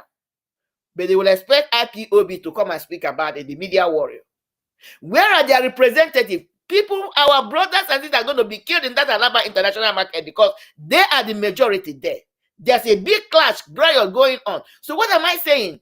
If they continue to hold Mazi because God wants to show Nigeria, crumble Nigeria by herself inside out, they will continue to have all these things, crisis going on until Nigeria is brought to her knees. So I'm advising them to let him go. Let him go. You're holding something that is bigger than you. For you to at least exist after the exit of Biafra, let Mazi go now, not tomorrow. He should have been gone since yesterday's. That's my advice to them. Ohaneze, yes, you guys say you wrote a communique or press release. You must follow it with your actions. It's not what you say, because we are still mad at you people. Because we know that some of you contributed to what happened to our Mazi. We know. But for you to begin to right your wrong right, for us, some of us to begin to temper mercy with justice, I'm advising you people. I don't know how you're going to do it. As you all gather together, or some of you gather together with the Fulanis because they promised you presidential candidacy, you sold Mazi. Look at the game they have played on you. None of you could even get vice presidency. None of you. Go now and speak with them, because Malami has exposed you people. He said he need to talk to you people first, which does not make sense, because the implication of that is that they consulted with you people before they took their actions. So they want to know from you whether you are in agreement. You should go. When a law court, an official law system set up by the same system, by the same zoo, has given this man that he must be released. So I'm advising them, go and have your secret meeting again. Malami, let Mazi go. He has not been found guilty in the presence of man and the presence of the law and the presence of the spirit. He's a free man. Let him go. The more you're holding him, the more you're bringing calamities. Go and reread what happened to the Egyptians. Let my people go. The more Pharaoh held the Israelites, the more they brought calamities upon themselves. It's the same God that is moving at this time through this vessel. I know the Spirit of God wants to destroy you guys. That is why it's hardening your hearts. But I'm giving you an advice. Let him go. And to our people, I want them to know that Ekperima have failed. Ekperima and his cohorts have failed, including Kanu, and everything. So the new dimension of the attack they're going to launch is when Mazi comes out. In fact, they have started warming up for it. They will use the same people that came in to confuse some of us to follow Ekperima, that he was fighting for the restoration of Biafra. Up to now, he hasn't done anything. Couple of weeks ago, he was asking you to start contributing. Was it $10,000 or $100,000? He was going to buy armament to fight Nigeria, to bring up Mazi. So now the narrative has changed. He has been the one attacking DOS, but now he's claiming or acting, trying to claim like he was part of the system or part of the logistics that has done this great job, this marvelous job. The next phase they're facing now is that they're going to use some of you who are now going to start accusing or trying to insult Mazi when he comes out, that they brought him out so that he can disrupt P2B's candidacy. Mazi is coming out. What the legal team have done that is liberating Mazi now, giving his liberation, has nothing to do with any political agreement, arrangement, even discussion whatsoever. We must get it. So anybody pushing that narrative is going to be the same people Ekperima have started. Be warned. I'm telling us, be careful. Because Mazi is coming out to tell us the story. Ekperima is trying to now run to the politicians whom he has always been to begin to push this narrative, to legitimize his attack. He will not come directly to attack Mazi, but he's going to use his proxies to attack Mazi. That Mazi was released just to come and be a spoiler for P2B. There is no single truth in that statement. Let us be very, very, very careful and be wise. So this is what I'm going to tell us today. Let us continue to forge ahead. Mazi is coming out. He's already settled and certain. Biafra coming is already settled and certain in the spiritual realm. So, but let's get 1 foot at a time. 1 foot at a time. As Mazi comes on, we forge ahead. The fight is not over. Never over until Biafra is fully restored. Thank you all for listening. I bless you all. Forget Kanu.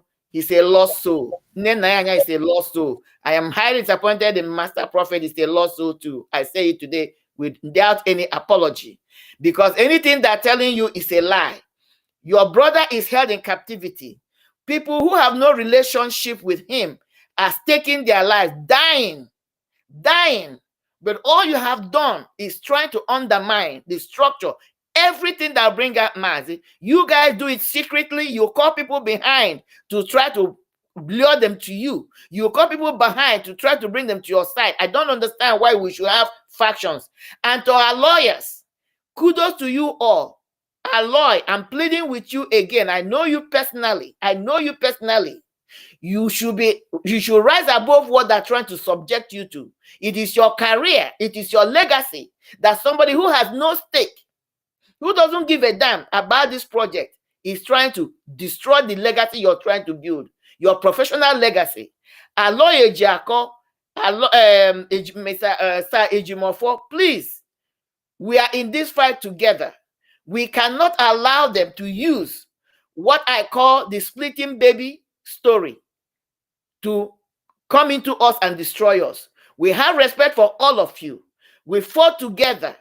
It's not about me or you or whoever.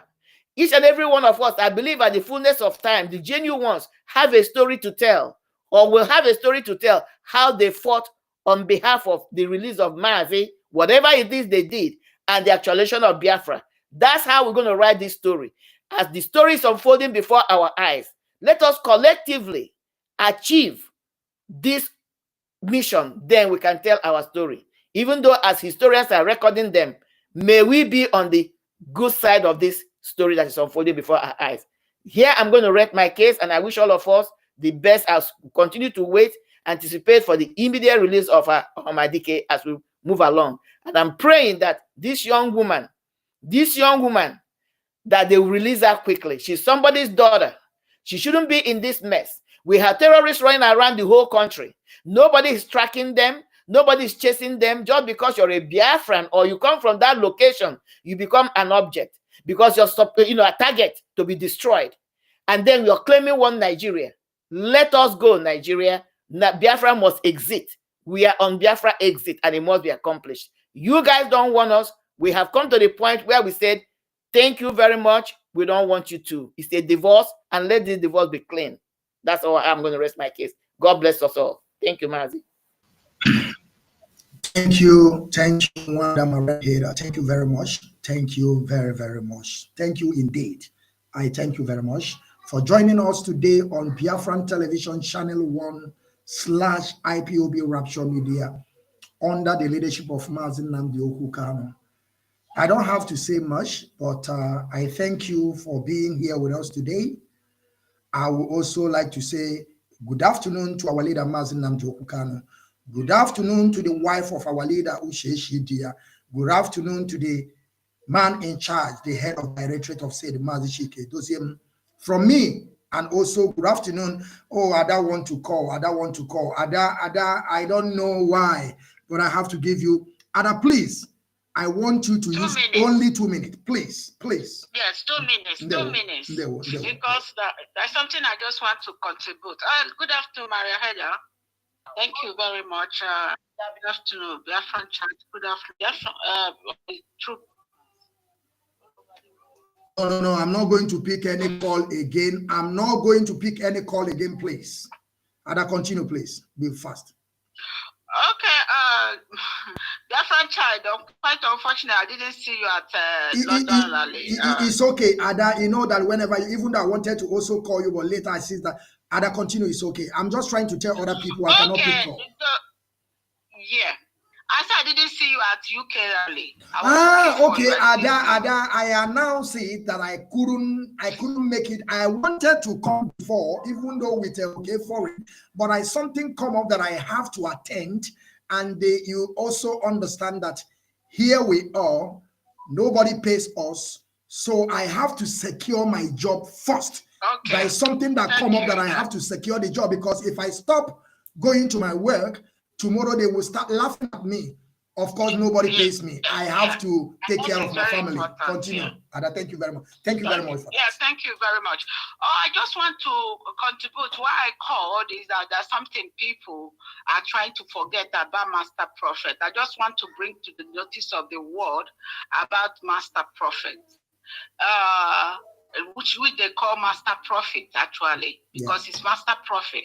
I just want to tell people that from the beginning, if we can remember clearly, that right from the beginning of when I started following Mazi Kanu and seeing what is going on, the master prophet has not been a positive influence on Mazi Kanu. Of course. He has been a negative. That is what I want to bring to the notice. Of course. Because my trying to say that he started lacking respect right from the day he went to Mary of Ebu. I want to tell you, Marien Haider, right from the beginning, Master Prophet has been associated with the people that have been saying negative things about our leader. Yes. That is what I'm saying. Right from the beginning, it didn't start today. It did not. It didn't start today.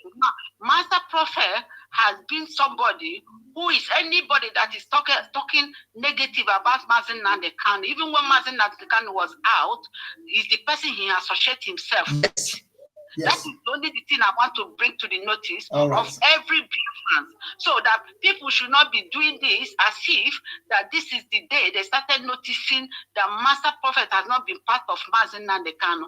But Mazi Kanu is not everything that you come out on air to say. Yes. But he left for us to know that this person and this person and this person is part of what we are doing, and this person and this person has been a negative influence in our struggle and to Mazi Kanu. So Master Prophet, even to extent in his own platform, that somebody calls the mother-in-law that has already died in his platform. The daughter did not even say anything. Master Prophet did not say anything to that person. So it's not been a new thing. That is what I want people to know. That is why I call you. So every one of us should start knowing that these people did not start today. They have been doing this right from time when our leader was outside. So what they are doing is just stomach infrastructure. They want to use this opportunity because to get as much as possible. But shame unto them, the devil has shame all of them. And we continue to be on top. A little time, a little while, Kanu. Mazi Kanu will be out, and all the show will be on to all of them. Thank you very much, thank you, Marien Haider.